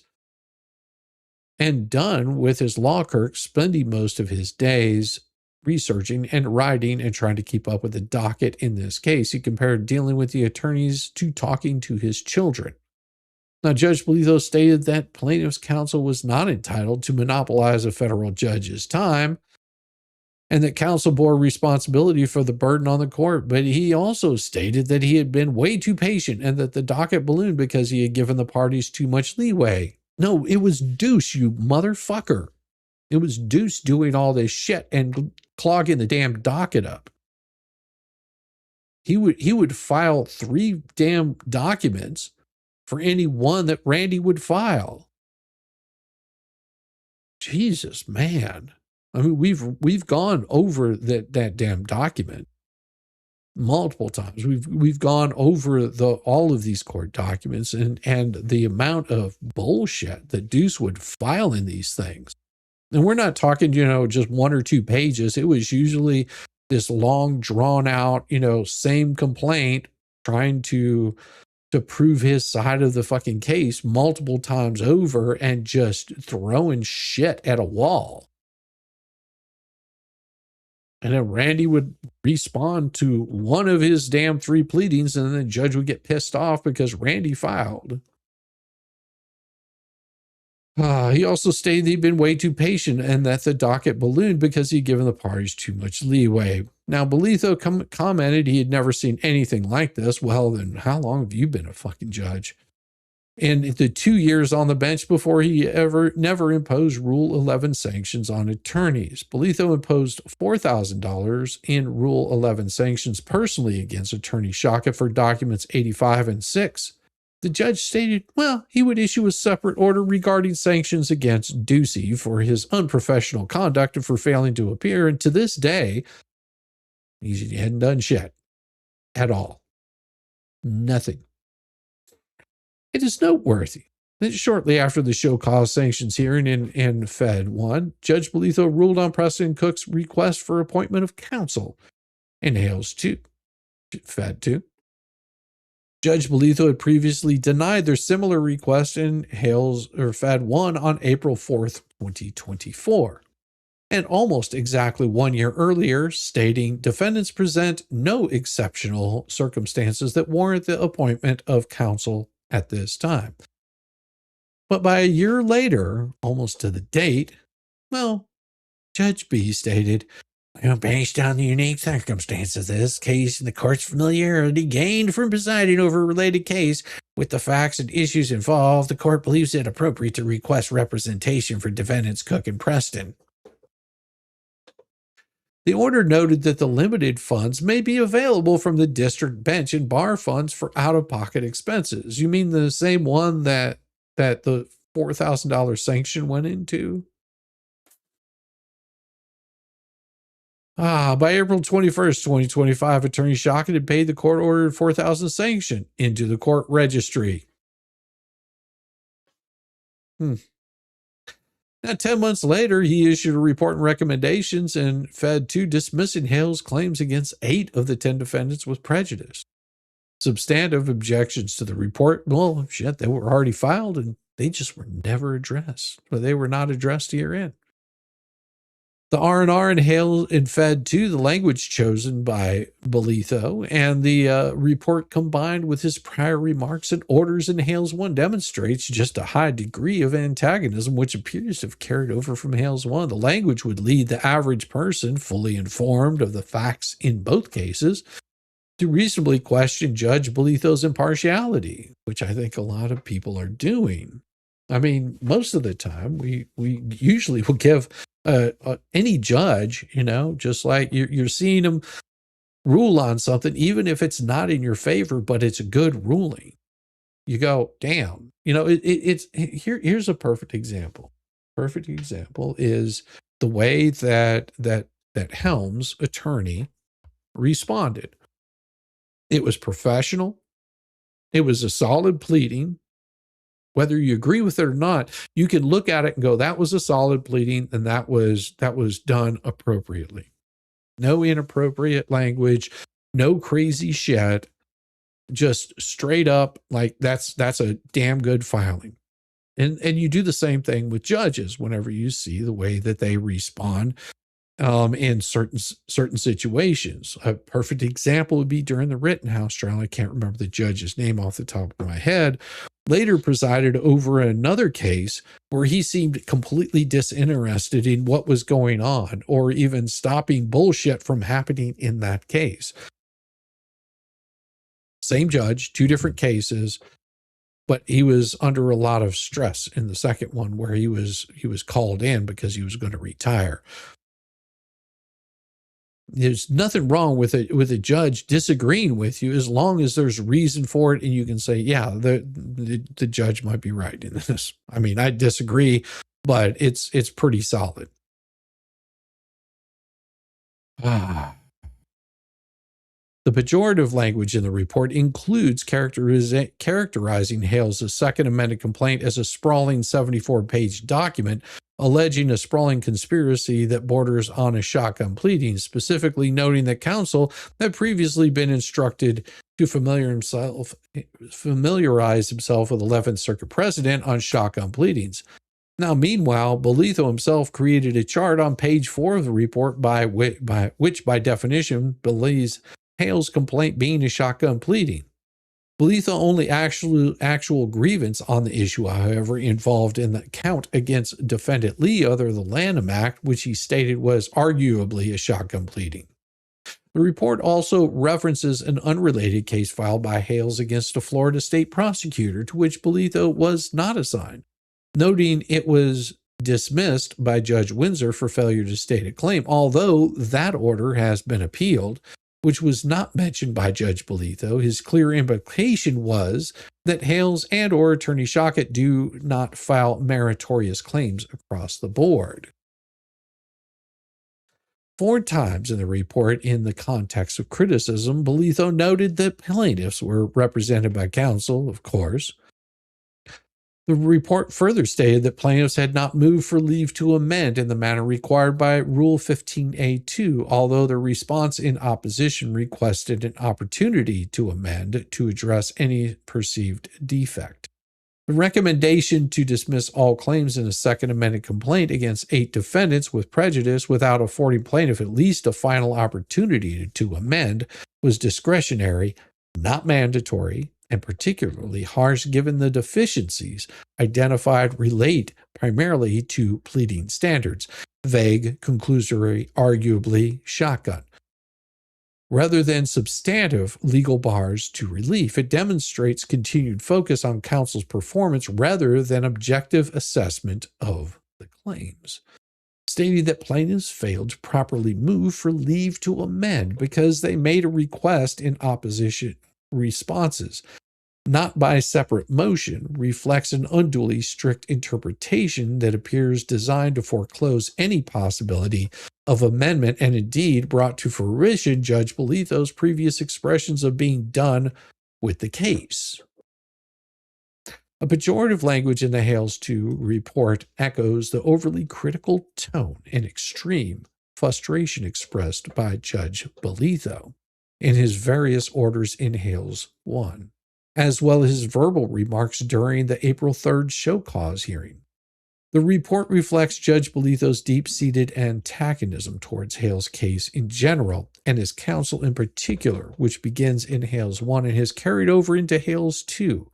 This high level of antagonism has created the appearance of bias, making fair judgment impossible. Plaintiffs are also well aware that some of the dismissed defendants continually and inappropriately copied the court, not to mention President Trump, on emails purportedly about the case containing inappropriate language despite requests from plaintiffs' counsel to stop. Furthermore, when reviewed in conjunction with Hales, Bed 1, the record reflects disparity and even retaliatory treatment by Judge Bolitho that would cast significant doubt on his impartiality. The bias demonstrated in the report when viewed in conjunction with Judge Bolitho's numerous antagonistic remarks from the bench and in his orders in Hales 1, Bed 1, along with other conduct suggestive of antagonism towards Hales' side and partiality towards defendant's side, requires reassignment of both cases to another magistrate judge. Legal standard. Federal law requires that a magistrate judge of the United States shall disqualify himself in a proceeding in which his impartiality might reasonably be questioned. That standard for disqualification under this section is objective, such that a reasonable person with knowledge of all the facts would conclude that the judge's impartiality might reasonably be questioned. Recusal decisions are extremely fact-driven and must be judged based on their unique facts and circumstances rather than by strict comparison to prior cases. Plaintiffs respectfully request that this motion to disqualify Magistrate Judge Bolitho be granted and that these matters be reassigned to a different magistrate judge. And then they also say that there's a memorandum of law and that they could, and here is the important part right here. Plaintiff's counsel has conferred with defendants prior to filing this motion. Only Paint Chips agrees with reassignment, albeit for other grounds not discussed herein. And then, of course, there's the memorandum of law. We're not going to read through all of that because it is basically just saying this is what the law says in these kinds of things. Also, that the report reflects Bolitho's high degree of antagonism. They're just explaining what it is and where it fits in with all of this. Curiously, in that same note, the judge also referenced an entirely different lawsuit filed by Hales against a Florida state prosecutor, which also becomes more difficult because the judge is making it appear as if Hales files frivolous motions or non-meritorious claims in lawsuits. Now, his reference to the unrelated Owens case in this context can be understood as a generalized predisposition against the legitimacy of Hale's other cases and his counsel's judgments, which creates the appearance that the court's latter evaluation of pleadings and motions in related proceedings may not be made with a requisite detachment, because he's always going to be looking at it and saying, hey, it's all division from the bottom up. I am simply of the belief all does people from the judge to the sheriff simply have no idea what the law truly is and what they can and should be doing. Well, that could be that could be that they don't. I'm pretty sure they do know what they're doing, but they don't want to deal with it. That's sort of the thing. It's think about this. Would you want to deal with paint chips? I mean, really, would you want to have paint chips hanging out and trying to, do the kind of shenanigans that he does? No, you would just leave him on the side of the road and say, find your own way back to Naples, bitch. I ain't going to deal with you. You're a fucking psycho. You've got a skewed outlook on life. Or maybe he's a nice guy. Don't know. Don't care. I can't tolerate somebody that wants to be such a pain in the ass towards everybody else. His behavior is ridiculous. So would you want to deal with paint chips on a regular basis? I think not. I think you would probably say, nah, I really don't want to deal with this guy because he's a fucking pain in my ass. I use my club of correction. Yeah. So that's sort of where the judge is with this is, he views Hales as being a pain in his ass, and he doesn't want to deal with them. He doesn't like the pleadings. He wants something easy. He likes the gravy train of being a judge. He wants something chill. He doesn't want all this contention. He doesn't want attorneys bickering back and forth. I understand why the judge is wanting to do this, but it goes, whenever you're looking at it, it looks like there's bias being done here whenever he goes after Randy, chews him out for 45 minutes, and because Deuce isn't there, doesn't say a damn word to him, doesn't sanction him like he says he's going to, and lets him get away with this kind of crap just constantly without saying a damn word about it, just like it never happened. It looks a little sketchy. Looks a little sketchy. Yes, if he was only making with free speech, but he's making motion, legal accusation, making fake 911 call, and never punish the guy and letting the guy cause unnecessary chaos. Yeah, exactly. If he was only making with free speech, but he's making motion, legal accusations, like it's making a fake 911 call, and they never punish the guy, let the guy cause unnecessary chaos. Yeah. The juxtaposition of referencing Judge Windsor's favorable ruling in a case to which Bolito is not assigned implies that Judge Bolito believes that all of Hale's complaints lack merit, while independent research by a judge in and of itself does not inherently require disqualification. No, I mean, it would be one thing if it was if I mean, you could look at the cases that Deuce has been involved in. You can look at the thumbnail, the trespass. You can look at all of the other crap that he's been involved in, where he's definitely going after other people. He's going after Larry in another state entirely. We got a little information on that. It's not much, but we got a little more information on that. But we may share at some point in time, not tonight. Judge Bolito's footnotes referencing Owen is problematic when viewed in the context of the judge's remarks and his comments in Fed 1 and 2. In examining the unique facts and circumstances here, there are striking similarities. There, the judge's pejorative remarks about defendant Antar's sons and others in a prior criminal fraud case against the son cast negative aspersions against defendant Antar, The father, in subsequent civil fraud case, presided over the same judge and were deemed sufficient to warrant disqualification of the judge from the father's case. Expressing his disgust for the case generally and the manner which Hale's counsel specifically has litigated the case reflects a deep-seated antagonism, which carried over to Fed 2, making fair judgment impossible and warranting Judge Belitho's disqualification from both cases. Now, the origin of the carryover and antagonism, okay, we got time. Hale's complaint against defendants President Cook, and it's just going to give you some of the facts on this one. We can go over this in more detail. My mug and Tug went late tonight, but I'm here now. Well, welcome. Welcome. Good to see you. Ducey has 9 losses in his casa. Well, he's got all kinds of losses. It might be, the little blue pill might not be helping. Including the order granting Ducey the pro hoc vice status with no admonishments by the court of either parties or Hale's counsel. A mere 3 months after Deuce became involved in the case, there were 41 docket entries. And this is really important. 6 months later on September, because Belitho was assigned to this case 6 months later on September 5th, 2024. The court granted Deuce a motion to appear pro hoc vice on behalf of the 2 defendants, Doc 15. At that point, there were only 15 docket entries during the entire 6-month period between March 4th, September 5th, including the order granting Deuce's pro hoc vice status, with no admonishments by the court of either parties or Hale's counsel.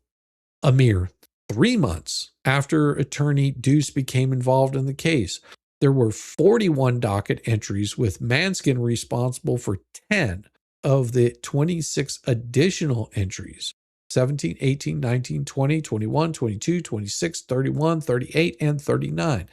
And attorney Shockett responsible for 3, 25, 24, and 40. A mere 3 months after Deuce became involved in the case, the first orders began issue complaining of litigation misconduct. Doc 41 and 43. Doc 43 was filed on 12/9/24, for example, criticizes Mr. Hales for refusing to answer certain deposition questions regarding defendant's counsel, Deuce.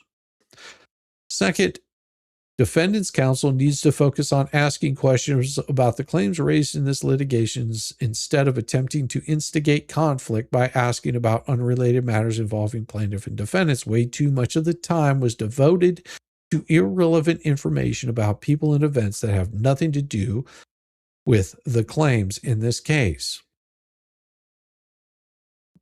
This is what the court said. Defendant's counsel needs to focus on asking questions about the claims raised in this litigation instead of attempting to instigate conflict by asking unrelated matters involving plaintiffs and defendants. On March 13th, 2025, Hale's counsel filed a motion for sanctions, including judicial default, Doc 96. That motion asked for court interventions to stop attorney Manskin's wholly unprofessional behavior, which included vile name calling, inappropriate emojis suggesting more vile name calling, derogatory personal remarks, and accusations against Hales and his attorney, nonsense words, and gratuitous bullying. Now, Deuce's behavior prevented meaningful efforts to meet and confer on substantive matters as required by federal and local rules, as well as progress the case generally. Despite attorney Shockett's repeated direct requests for Deuce to stop doing this, well, the little man-child did not stop. No. Did he stop? No. He did not stop at all. I just remembered something super important. That's scary. What did you remember? Something super important? I don't know why. Hales' motions for sanctions led to Belitho. Reading court documents is a felony if you're not a lawyer. Oh.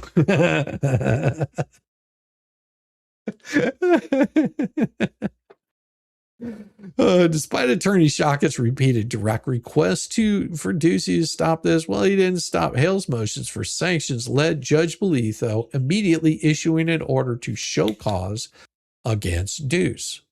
That order, Doc 98, required Deuce to respond to the sanctions motion, including why Deuce, his pro hoc vice status, should not be revoked. It also required counsel to appear in person for a hearing in Pensacola, Florida on April 3rd, 2025.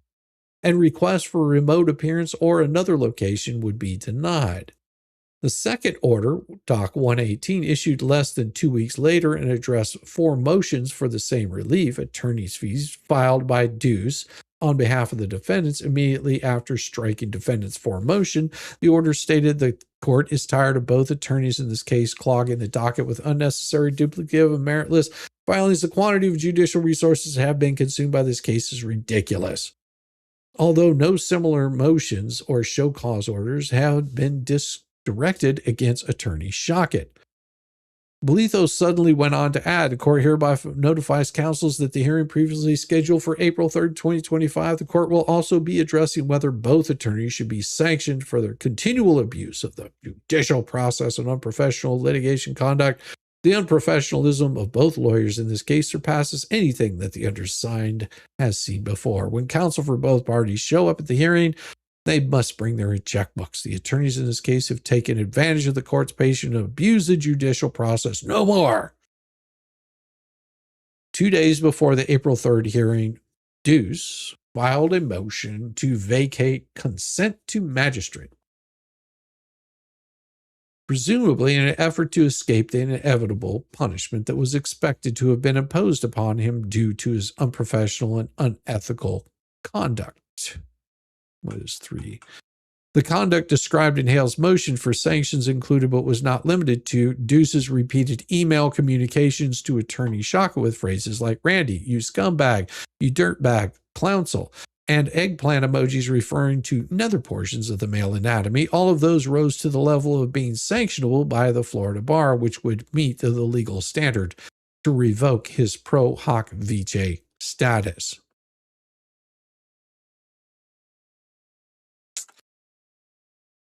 Uh, 2 days before that, he filed it. Judge Windsor later denied Deuce's motion in July 2025, noting there are no real questions about whether it was filed in good faith.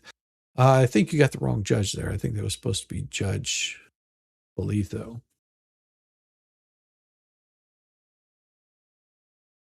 The very day before the hearing, Deuce filed his notice of defendants, counsel of inability to appear, April, and the request to decide motion 96 and show cause based on 115, Doc 124. Well, Deuce made it clear that he didn't intend to show up as required by a court order. In response, the court issued the 3/27/2025 order, Doc 118, stating relevant part, to the extent defendant's counsel seeks leave not to attend the hearing that was scheduled nearly 3 weeks ago for tomorrow, April 3rd, 2025, the request is denied. The hearing will go forward tomorrow as scheduled. The hearing in this case was noticed nearly 3 weeks ago on March 14th. Thus, defendant's counsel had more than sufficient time to make travel arrangements. Moreover, defendant's counsel had ample time to file a motion seeking a continuance of the hearing if there was a true scheduling conflict. Instead, he waited until the 11th hour to allege, quite dubiously, that he has a scheduling conflict. That is despite the fact that since March 14th, defendant's counsel has filed plenty of other documents, 100, 104, 105, 111, 112, 114, 115, 116, 117. Finally, the court would be remiss if it did not address defendant's counsel's claim that he fears being arrested if he attends the hearing tomorrow. Absurd.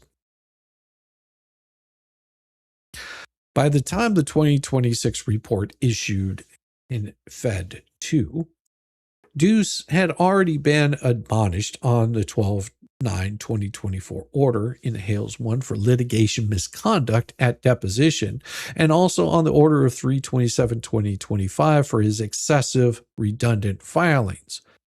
2. Sanctions and revocation of his pro hoc VJ status were sought due to his egregious unprofessionalism. Now, Deuce defied the order requiring his presence in court on April 3rd by failing to appear, and 4, Judge Windsor himself doubted. No, it's not Judge Windsor. Damn it. I think there's just an error right here. That should have been Judge Bolitho. Himself doubted Deuce's good faith in seeking to vacate the consent to magistrate. Nonetheless, with all of that said, at the sanctions hearing on April 3rd, 2025, Bolitho appeared to place virtually all the blame for the case being a nightmare on attorney Shockett, the only attorney present. Gang, cheese. We also see a 180-degree change with regard to Preston's request to have counsel appointed for, and Fed 1, Judge Bolitho denied it. Stated, there were no exceptional circumstances warranting such appointment. 1 year later, and shortly after April 3rd show cause hearing, he granted her request in Fed 2, stating there were exceptional circumstances based on the unique circumstances of this case and the court's familiarity from presiding over a related case with facts and issues involved. By July 1st, Bolitho's familiarity with the related case led him to characterize both counsel's motions as different sides of the same ugly coin of unprofessionalism by counsel that has plagued this case. Here, familiarity bred contempt, combined with the judge's repeated hostile comments about the case and counsel in Fed 1 and the development of his obvious contempt for the case. As shown by the record, a pejorative language of the report clearly reveals that Judge Bolitho developed a deep-seated antagonism in Hales 1, which carried over into Hales 2. A reasonable person fully informed of all these facts would rightly doubt his impartiality or ability to judge these cases fairly. Indeed, dismissal of Hale's Second Amendment complaint with prejudice against 8 of the 10 defendants eliminated a significant portion of this nightmare of a case from Judge Bolitho's docket. Do not reach out and attempt to contact anyone involved in this case. Well, if you do, make sure that you give them a reach around, because that's what I hear that, a certain paint chip likes, just a little one. Could be wrong. Now, to cite Judge Bolitho's remarks at April 3rd hearing, Hales did not seek disqualification at the time. Movement certainly acknowledges that a 455A contains a timeliness requirement aimed at preventing parties from waiting until after adverse rulings. So they're noting right here that usually you would wait until after adverse rulings, but however, the April 3rd hearing was earmarked as a show cause sanctions hearing, and the law is clear that judicial remarks critical of party or counsel, even if disapproving or hostile, do not in and of themselves support a bias or partiality challenge unless they reflect a deep-seated antagonism or favoritism. Indeed, at the end of the hearing, Judge Bolitho indicated he would be issuing separate sanction orders against Deuce personally. The next day, the judge issued another show cause order for Deuce to personally explain why sanctions should be not issued for him to failure to appear at the hearing, and the judge stayed the case, extending it indefinitely on May 13th, 2025. Although the judge lifted his self-imposed stay a month later, defendant's bankruptcy filing again stayed the case indefinitely as of mid-July. Because it appeared that Judge Bolitho intended to sanction Deuce personally and independently for both his conduct and for failing to appear at hearing, and because the various stays ostensibly afforded all concerned a much-needed cooling off period. A disqualification motion did not appear necessary or warranted at that juncture. However, you would think, exactly, Tammy. However, the April 3rd remarks in Fed 1 became materially relevant later. In Fed 2, when Bolitho issued the February 10th, 2026 report containing pejorative language directed at Hale's counsel and recommending sweeping dismissal of Hale's Second Amendment complaint with prejudice.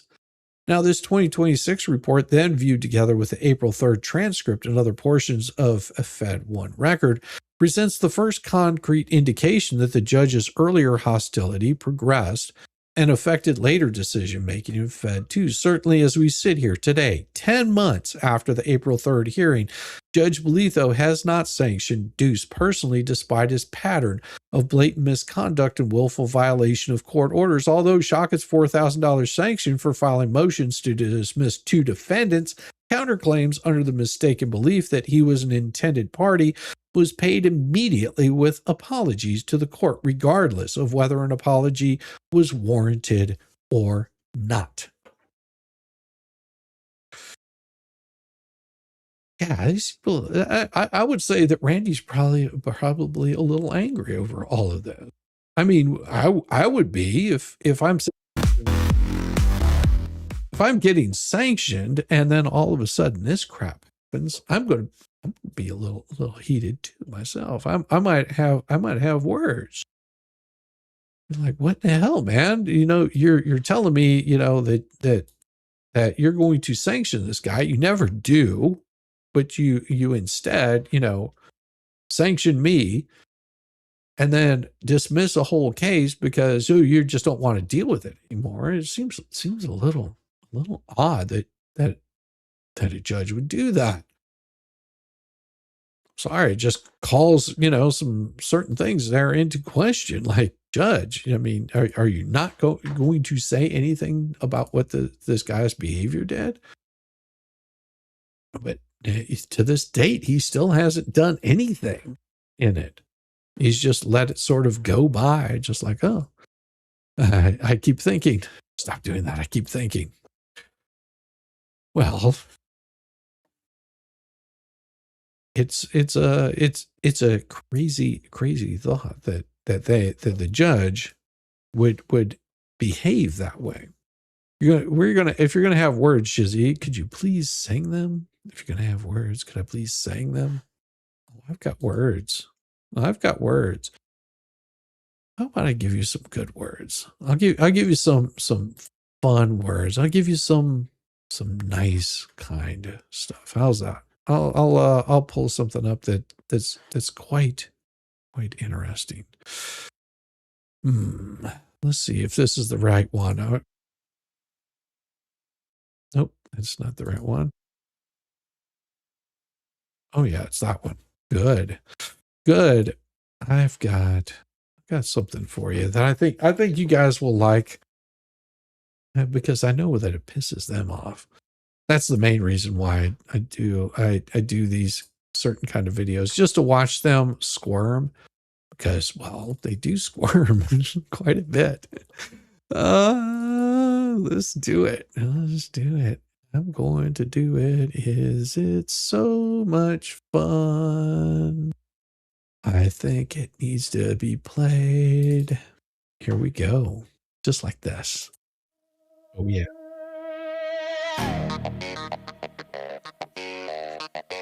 You know it. Come on. Flea head. Grab a chair, fat ass, you're gonna need it.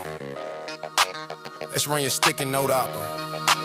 You start with like that's your whole case file. Blew your feelings to it, call it evidence for a while. Don't fall for lies. Finger wagging at the moon while your ass screams. Please believe me, I'm the go where the hell you were going. If he had proof, he wouldn't ask. This comedian gold. Cause receipts don't just appear.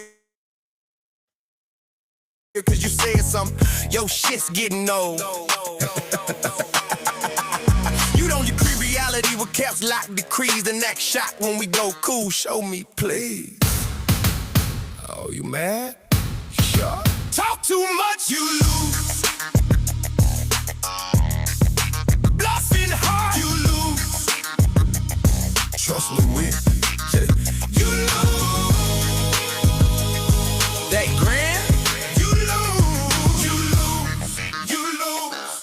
You lose. You lose. You lose. I'm a creditor, congrats. Just a fat ass in the room. Still talk like always gossip, got a tick and boom. Potential contingent, tossing herbs like shields. Think the court gon' flame cause you spoke in the field. You got my licks already, so which is to stop the click. Can't cry in affairs while screaming, check my heart rate quick. That ain't threat, this meltdown with customer service vibes. Yeah, keep going.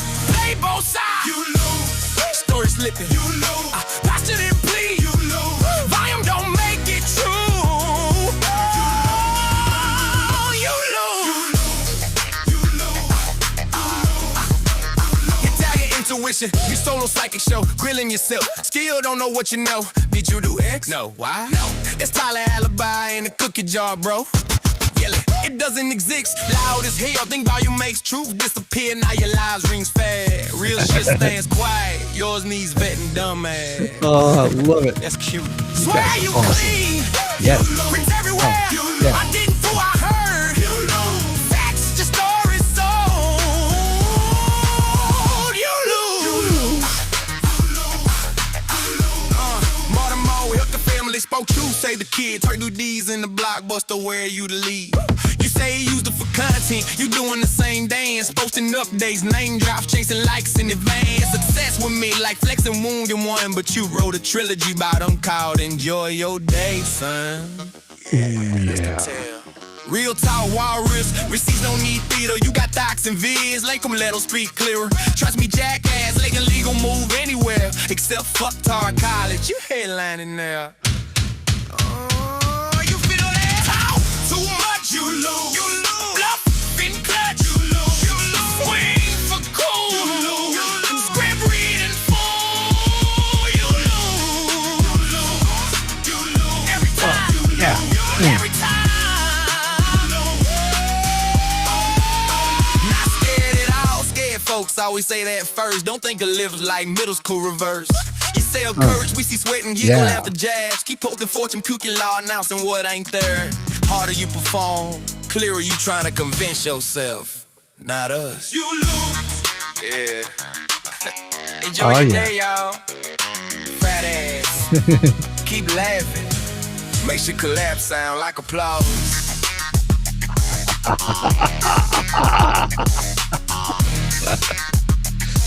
Oh, yeah. Oh, buddy. I love that. It was so much fun making that song. Oh, too cool. Too cool. Yeah. All right. We've got about 22 more pages. You guys going to stick around because we're going to have some fun. Venom is absolutely right. Fats, you lose. You lose, Fats. Even if you're winning, you're still losing. Isn't that weird? Always. I would play Bladder Buster. That's pretty good. I like that. Oh, that's pretty good. Bladder Buster. I love it. Ooh, yeah. All right. Just a little more. Now, despite the 2 court orders requiring his appearance, Deuce did not attend. Randy showed up in person, bringing his checkbook as ordered, although Hale's motion for sanctions was slated to be heard with the court's March 14th show cause order directed towards Deuce. The court took its frustration out on Shockett because he was there. Manscan was not. Early on, Judge stated, and I'll be honest, when I got your motion because of the way the case has been litigated, I just shook my head as here we go again. As Shockett attempted to explain while he filed the motion, Judge Bolitho cut him off, stating, so the problem here, and this is why I'm so frustrated with this case, Mr. Shockett says, I see your frustration and I understand. The court says, you guys don't appear to understand that I have hundreds of cases and you two consume an inordinate amount of my time and my staff's time. I know your case number by heart because I have to type orders in that case all the time. What I see, and you're as guilty of it as Manskin is. We've gotten not just one motion to dismiss. We got all these motions for summary judgment that get filed. Why are we filing a multitude of motions for summary judgment right after a counterclaim is filed when we know that we're going to have a summary judgment deadline? I strike all of those. Randy says, can I be heard on that one, Judge? The court says, you can in a minute. I strike all of those. And then right after I strike all of those, here's my next volley of new motions. And then I rule up on those. And here's my next volley of new motions. If you look at a case that goes to trial where it has lawyers who are doing their jobs for your client, there might be 50 docket entries in that case at most. I'm at 125 and we're not even through discovery. Yeah, because all the motions that were being filed was Deuce avoiding everything and delaying the damn thing. All this shit was on Deuce delaying. He was even bragging about it. Oh, and some of that is Mr. Manskin's fault and some of it's yours. Well, some of it, yeah, some of it is Randy's fault. But he's only gotten sanctioned on 2 of them, but the majority of the bullshit was coming from Deuce. And he's not here, and here you are, so just tell me. I'm trying to understand why, or what's the point of filing those motions? What? And of course, Randy says, I really want to respond. And he says, yeah, I'm going to give you an opportunity, but I'm just going to, if you recall at the beginning of this case, they did that and I had to respond to the summary judgment was filed systematically. Yes, that's what he did. And the court says, I denied it. He says, I know you did, but it was allowed.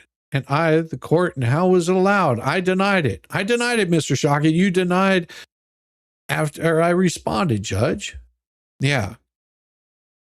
The court denied it after he responded, but he didn't say shit before then. He just let it linger in the air like a bad fart. But you said, and again, these motions are not specifically here. I didn't notice those as part of what's going to talk about. He says, right. But I looked at them in preparation for the hearing, and one of the things you say here is, I haven't done the math, but I can almost guarantee you it's a much higher percentage of the filings from the other side. There's a lot on which I have responded to those filings, Judge. When he files something, I have to respond. At this point, just a few minutes into the hearing, Judge Belitho already expressed his exasperation over the many docket entries in the case, such that he knew the case number by heart, placed most of the blame on Shockett merely because he was there and Deuce was not, and ignored that a party who opposes the motion must file a memorandum in opposition, Local Rule 7.1, Northern District of Florida. Meanwhile,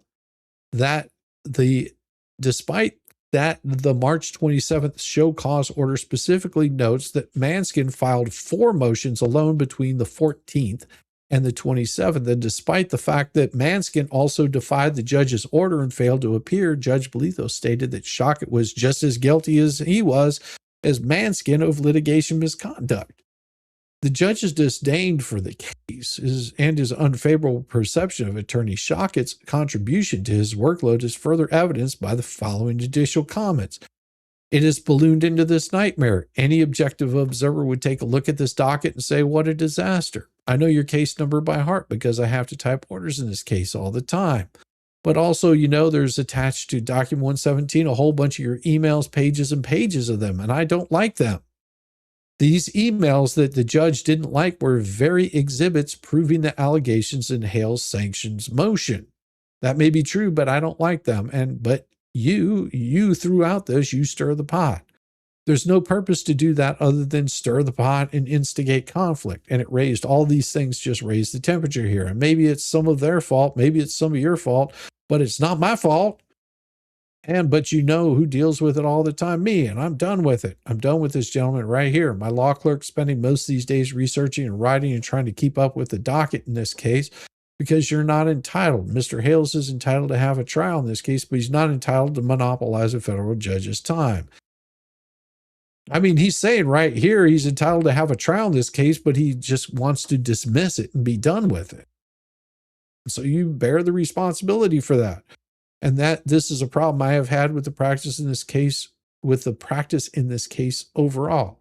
And who's going to do that? So who's going to do that? Me? You expect. So what you expect to do was to file that motion, and then I'm going to have to write an order to go through that and to spend time and say, here's the legal standard. Here's what it takes to add an additional party under Rule 13H. Here are the service rules here. And then I'm going to have to provide all the analysis and the discussion to explain why those motions have no basis in fact or law, none of which happened here. And again, I go back to my basic reaction and the reaction in my chambers. But if it's just those two, if it was just those two things in a vacuum, but it's not, everything is considered in context. The context of the entire lawsuit those are the kind of latest in a flurry. I mean, look at the docket here. Yes, all of these are coming from Deuce. but it's not my fault. Seriously, believe though? It's very damn well is your fault. Exactly. And so that's just an example how this docket, everything just gets ballooned because you didn't do shit to Deuce. Deuce just sit there and walked all over you like you're a cheap rag. You're like Paint Chip's little jack rag or something, you know? And so it's just an example how this everything just gets ballooned. And what any reasonable observer of that docket will also say is I've been way too patient. Yeah. Randy's point exactly. You have been too patient. You've been sitting back and just sort of not wanting to, you want to be the potted plant in all of this. And whenever Randy, you know, is sitting there going, he's filed 4 motions for bullshit and the judge isn't doing anything. You know, if the judge would have been worth a damn early on, and I said this early on, he could have actually made it where, you know, he would have had to ask leave to file anything. You know, he could have made it for both parties, say, before you file anything, you're going to ask leave of the court to file something. And in that pleading, you're not going to have a damn thing in that except that this is what you plan on filing. And I'm going to tell you whether you can or cannot. It would have been so damn easy. When the ferret, thank you very much, you get some nap time. This is what was so annoying about all of it. Because the judge could have stopped this really simply just by saying, hey, before anybody files anything, you're going to ask leave of the court before you do it, especially early on. But he waited until the 10th hour whenever he was completely frustrated with all the bullshit. And then with Deuce's behavior before he did anything. And then he took it out on Shockit. That right there is enough, I think, that, you know, the judge should be recused for this crap. I mean, why would you sit there and, you know, it's like you see your kid drawing on the fucking wall and the other one's sitting there going, the judge isn't going to do anything about this? Dude, you ain't going to do anything about this guy drawing on the wall. It's okay then to draw on the wall. So I'm going to draw on the wall too. Shit. Not that Randy did. He just had, there was certain things that he had to respond to because under a certain time frame, he has to file a response. You know, it's like the judge is sitting there going, he expects Randy to do things properly and in proper form. But then whenever Deuce is doing, you know, slinging shit at the wall like a fucking monkey, you know, without a diaper, he's just, you know, he's like, well, I'm not going to do shit about it. But then as soon as Randy like responds like, hey, stop doing that, this is inappropriate. And then he throws more shit at the fucking wall. And he's like, listen, I keep telling you, this is inappropriate. He's having to teach Deuce what the fucking rules of all this shit are. And he's a little frustrated over it because the judge at any point in time could step in there and do something.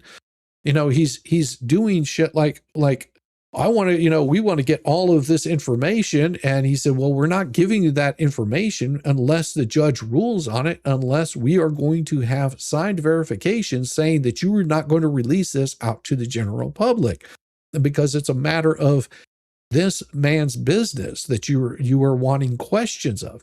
We have no problem giving it to you, but if it gets out in the public, we want to make sure that you're held liable for your bullshit. These are what those emails were contained. He's sitting there going, and he's like, well, you just have to take my word for it. Well, yeah, we've seen your fucking word, Bruce. You're a piece of shit. That's my opinion on it. You're just an absolute piece of shit.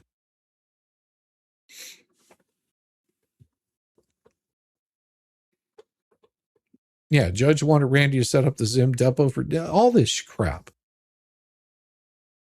But you do a lot of threatening of getting me involved in a lot of, I mean, the emails attached to that one document, I don't like any of it, but because judge, oh, what the fuck? See, you are the judge. You are supposed to be the referee in this.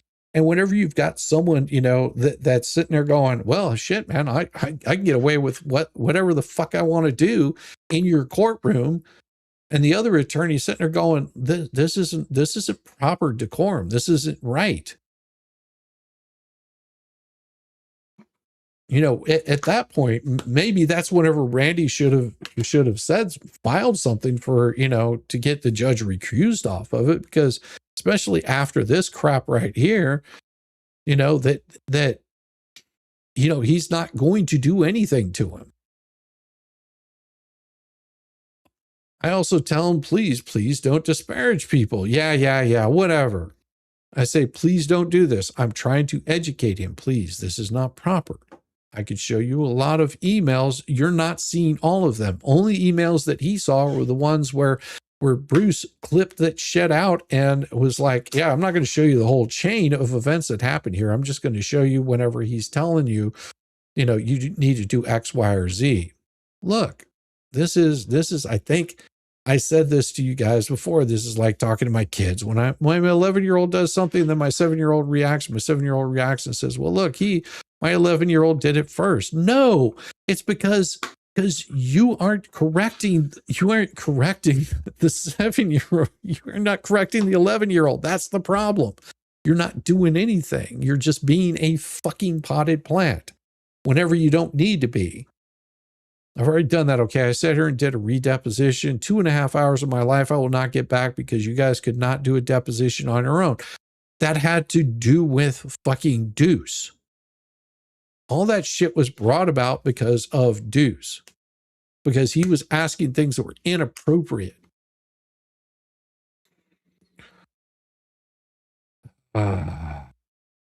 All I'm trying to get you to see is I've got lots of cases. Almost all those cases, lawyers have to deal with the same. They have the same types of requirements. They have to depose people. They have to do all these things. And I don't hear about it. Yeah. But I'm saying to those lawyers, they figure it out. The only problem is Deuce never could figure that out because he's just a piece of trash, in my opinion. What I'm saying, though, is if you think it's going to get easier now that there's a pro se party, potentially pro se parties involved, I don't know that's necessarily true. You can't keep filing stuff like those motions because I'm not that affects the court. That's the problem, you dumbass, is because it had nothing to do with them being pro se fucking clients. The issue is Deuce came in and started all this shit because he wanted to make a fucking point that you, judge, couldn't stand up to the pressure. That's the point that he's making. That's the same way that Paint Chips is going to treat you. You think that Deuce is an anomaly? No, because it's the same kind of shit that Paint Chips wants to do. You can look at the way that he's behaved in all of his other cases, and he does the same shit. Whenever these guys are losing, this is the behavior that they give, because it's one way of pissing off a judge. And if a judge gets pissed off enough, they know that the judge is going to go after both attorneys because they want to be seeming impartial. What I'm saying is that you think it's going to be easier, pro se, and when I sit back here, I'm not involved in everything that you are. When I sit back here and I look at the docket and I see this stuff happen, I see those 2 motions come in with no factual legal basis. I see others coming in from the other side with no factual or legal basis. And I see others come in from this side. It looks just like, and what I see is tit for tat. And what I see is you sue him, and then he says nasty stuff about you. But there's you naming him as trying to file an amended complaint that named him as well. You actually did name him as a party in an amended complaint. Do you see how that looks? Yes, because he's misbehaving. Do you not see how an attorney is misbehaving and part of the people that is doing all of this shit? Yeah, and again, I'm not getting into all that. I'm just trying to get you to see what it looks like. I have an obligation to make sure the judicial system is not abused and the resources of the court are not unnecessarily diverted to frivolous and malicious and unnecessary litigation. The only problem is that's what you were letting Deuce get away with. And I also have an obligation to ensure that officers of the court behave appropriately, but you didn't. abuse the privilege that they've been given to appear in front of the court and litigate cases in federal court. And I've just really struggled here. I've been on the bench for, a little over 2 years, and I've been a lawyer for about 18 in a lot of different contexts. I've never seen anything like this. Well, then you just need to get your head out of your ass, because this is the kind of shit that bad fucking lawyers do. Whenever they fucking realize they can get away with this shit, Judge, they will walk all over you just like this. You haven't seen anything yet. You haven't seen anything yet. You want to talk about a shotgun pleading? We could talk about Federigos' bullshit. Now, that was a shotgun pleading. Pages and pages and pages and reams of everybody tied into one fucking thing. But you bear some responsibility for it. At this point, Randy should have said, no, Your Honor, I don't bear any responsibility for it. The only thing that I was doing was responding to what I was supposed to be doing. I was following what I was supposed to be doing, Your Honor. With all due respect, you're wrong. You're responsible for your conduct. You're responsible for how you respond to somebody else. You're responsible for what you push send on, and you're responsible for what documents you file. My assessment is at this point, you haven't exercised that responsibility. Mm-hmm. And so there's a responsibility. We could have litigated this entire case without that, and all you did was ratchet the temperature way up. Because you had to keep telling Bruce this is improper. That's where those emails are coming from. This is improper. You can't do that. Will you stop saying this? Will you stop doing this? That's improper. That's wrong. No, we're not doing that. No, no, no, no, no, and no. I'm really at my limit, because it has become a tremendous burden on me and my staff. It is a daily, almost probably a daily task, and you're not 100. You don't bear all the responsibility for that, but you bear some of it. No. Dried flower arrangement on your desk is doing your job. No one, you have no effing clue. Yeah.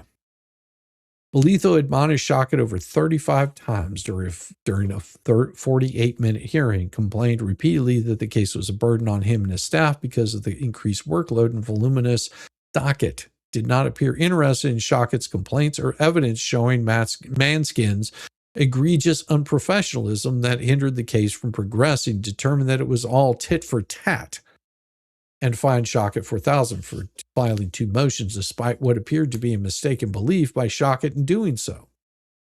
Judge Bolitho later denied issuing the judicial default against Preston Cook because of Deuce's behavior, has not yet issued any sanctions against Manskin, nor discharged either show cause order against him. The report recommending dismissal of the lion's share of this case with prejudice is not merely an adverse ruling, it's a byproduct of the deep-seated antagonism that Judge Bolitho clearly harbors for this case and for Hales' counsel, which was carried over from Hales 1. In the report, Bolitho characterizes Hales' second amended complaint as a sprawling 74-page document that borders on shotgun pleading. Judge Bolitho's word selection immediately establishes a fault-finding tone consistent with his prior grievances that Attorney Shockett's filings clog his docket and create more work for him and his staff. Although the judge appears upset that Hales' complaint borders on shotgun pleading, particularly noted he instructed Shockett to familiarize himself with 11th Circuit's precedent on such pleadings, the judge's self-created chart on page 4 reveals that, by definition, it was not. The specific claims against each respective defendant are readily identifiable, that he qualified the word shotgun with borders on and arguably effectively means it is not a shotgun pleading in tone and context.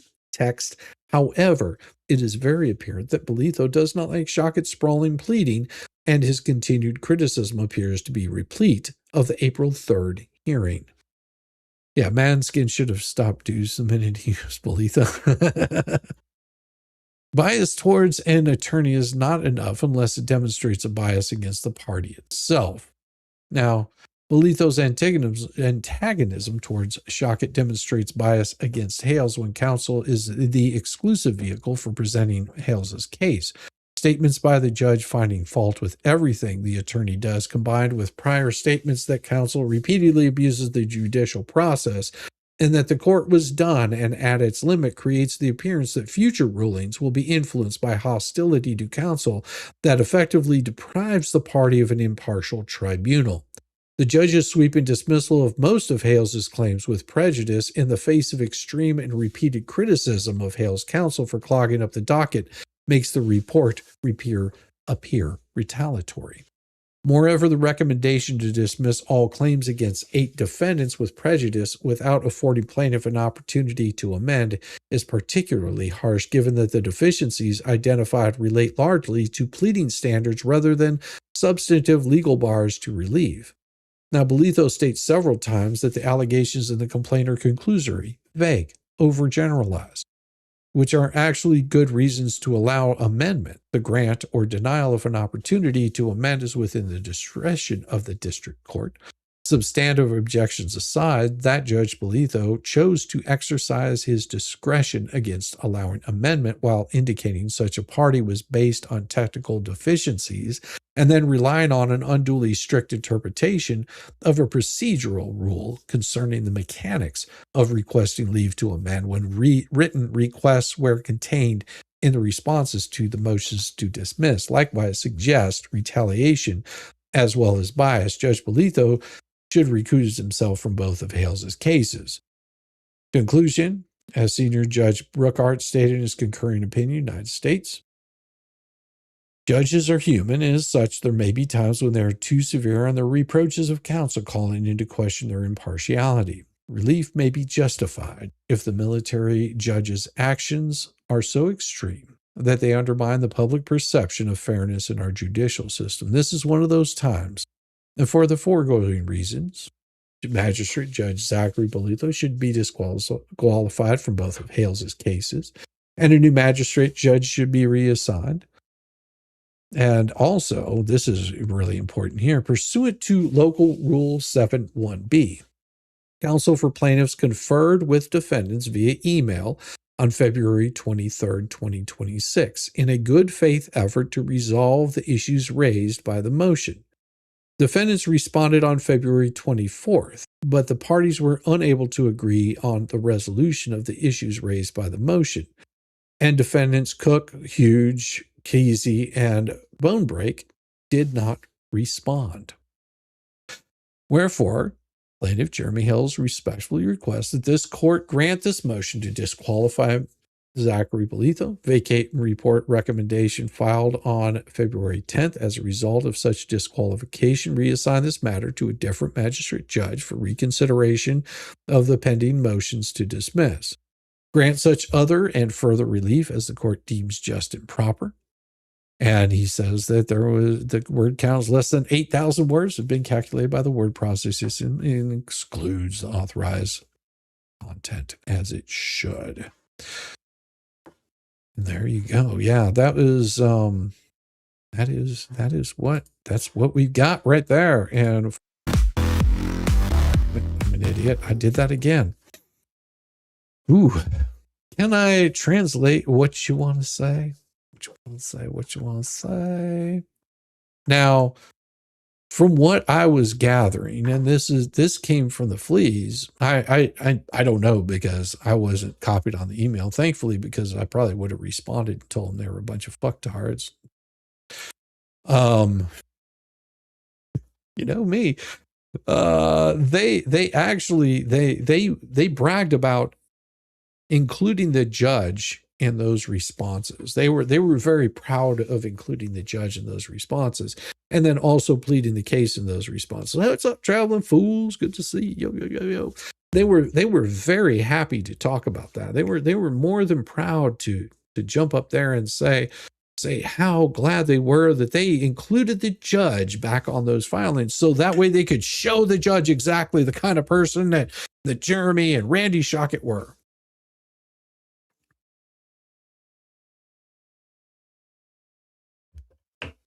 You know, the appropriate place would have been to get it to discovery.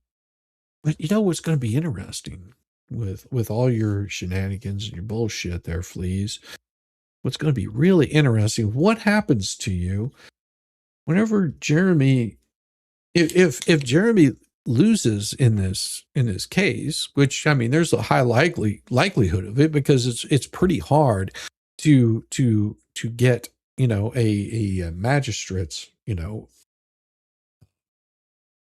motion or referral to a judge, you know, overturned on it. It's really hard. I mean, if it does happen, then I'm going to be really surprised, because it is even as well written and as pointed as it is, it's still very hard to get that past the magistrate. And more than likely, the judge is probably going to come back and say, nope, I'm taking his recommendation and I'm dismissing it with prejudice. There is always that possibility. That could easily happen. There's a higher likelihood of that. There's a less likelihood that he comes back and says that he agrees with it without prejudice, or a very low likelihood that he could come back and say, I'll give him leave to amend. I've seen the way that Judge Hinkle operates, and he's pretty much in line with lockstep with his magistrate's rulings. I don't know. I mean, yeah, what the fuck is up with that? No reasonable person would dismiss before that. Surely failure to judge is at hand. I mean, there is always the possibility. This is strictly for the Lanham Act. No, there's more to it than that. It's more to it than that. The judge could dismiss part of it. He could take his ruling and agree with it. He might look at what's been filed. That might work badly against them.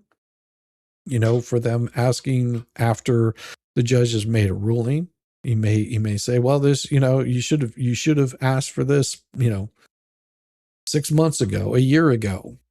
At any point in time, you could have asked for this, but now you're waiting until the case is being dismissed and asking for a recusal and basically a whole rehearing of all of this. So, I mean, you don't know how the judge is going to rule. I don't know how the judge is going to rule, but these are always the possibilities. Anything could happen. The judge could come back and he says, well, no, Belito's staying on the case, and no, it's not dismissed. We're going to go into discovery. We're putting it on stay until after Lynette's bankruptcy. You never know. You never know what the judge is going to do. When you're all going to face it, the judge is one of the good old boys for real. Well, he might be. The judge is one of the good old boys. No, he might be. There is that always possibility. Christ's sake, wake up.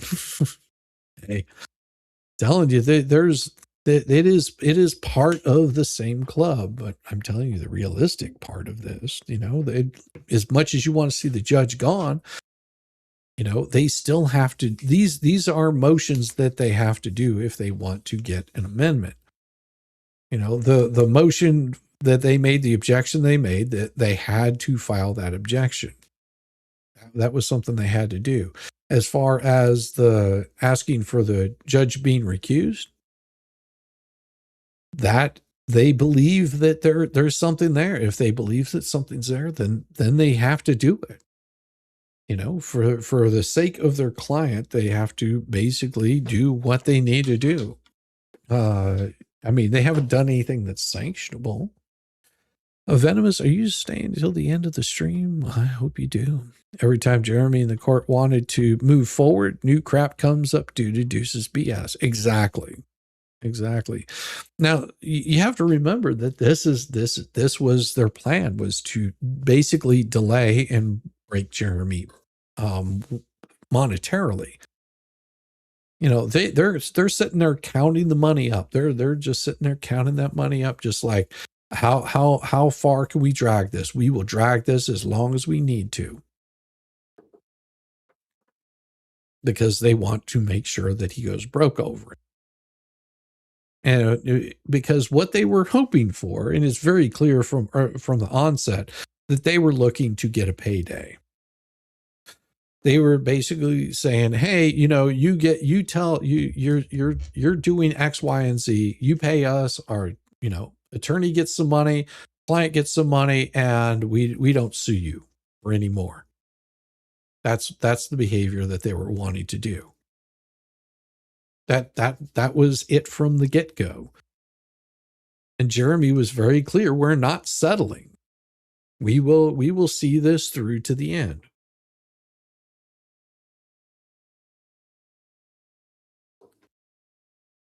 It was absolutely bullshit. Trespass case, bullshit. Thumbnail case, bullshit. And they knew they were bullshit.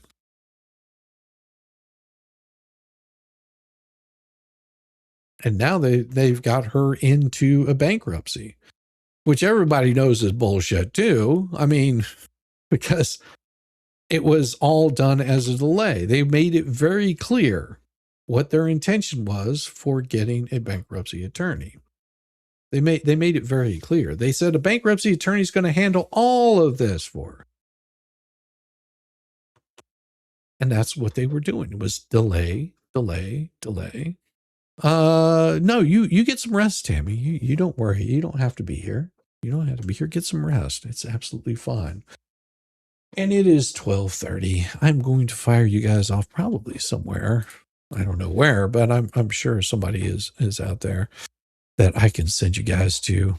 And I will, and if I'm not able to send you to them, then I'll make sure that you go somewhere that's fun. At least we can make it fun. And Fools may be streaming, but we will see what we've got up here tonight and who all is going. It looks like MG is on. Also, it looks like Don Lemon is sued by a churchgoer. Ooh, that's going to be interesting. We got Lacey that's going, the Curry Richard murder trial. We got Camel Cast is going on. I think I'm going to send you guys over and go harass the expert and MG. Give them a little bit of love. It'll be fun. Hugs and love for everyone. Max, you have a wonderful evening. Elfie, the little one, you get some good rest also. I appreciate everybody for coming by. Do hit that thumbs up on your way in, while you're out, on your way out. And remember, it's just YouTube. Everything will be different tomorrow, or it'll be the same. It won't matter. We'll still have fun every which way. Absolutely. The good old boys are everywhere. Just a good old boys. Never meaning no harm. But we'll see you guys tomorrow. I have something else I want to show you guys that I think you'll enjoy quite a bit. We'll see you very soon. Peace, y'all.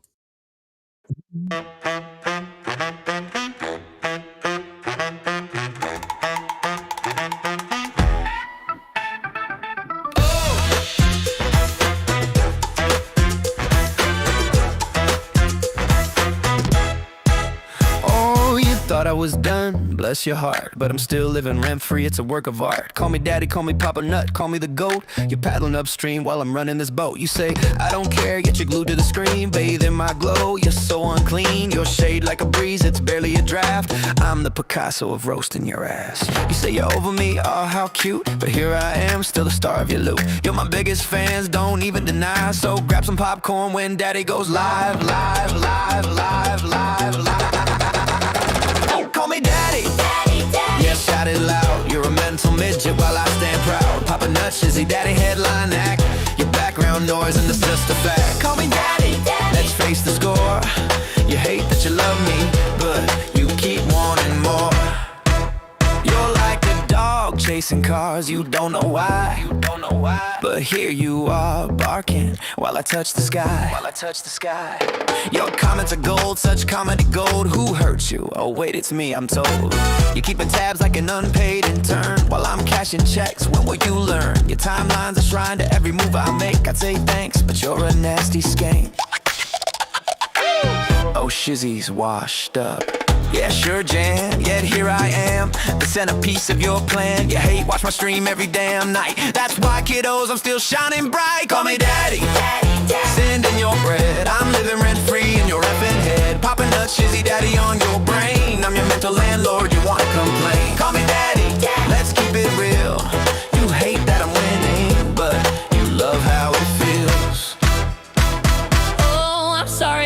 break your streak. You tried to ignore me for like half a week, but daddy's too spicy, you can't look away. I'm the train wreck you need every single day. So while you're out there rich, you're trying to chase cloud, I'm here sipping coffee watching you freak out. You're irrelevant, wow, what a take. Now go rewatch my vids and I count how much I make. Call me daddy, yeah, own it now. I'm rent for your brain and you don't know how. Pop a nut, shizzy daddy, let's set the bar. I'm bigger than life, you're a burned out star. Call me daddy, embrace your role, cause I'm the main character, you're just a troll. So here's your bedtime story, kids, sweet and snug. Shizzy daddy's forever if you're stuck in the mud. Now say goodnight to Papa Nut, your mental king. Oh wait, you will see me tomorrow, same obsession, same thing. Call me daddy, yeah, own it now. I'm rent for your brain and you don't know how. Papa Nut, Shizzy daddy, let's set the bar. I'm bigger than life, you're a burned out star. Call me daddy, embrace your role, cause I'm the main character, you're just an old raggedy ass burned out troll. So that's your bedtime story, kids tucked in sweet and snug. Shizzy daddy's forever, you lose and you're stuck in the mud. Now say goodnight to Papa Nut, your mental king. Oh wait, you will see me tomorrow, same obsession, same effing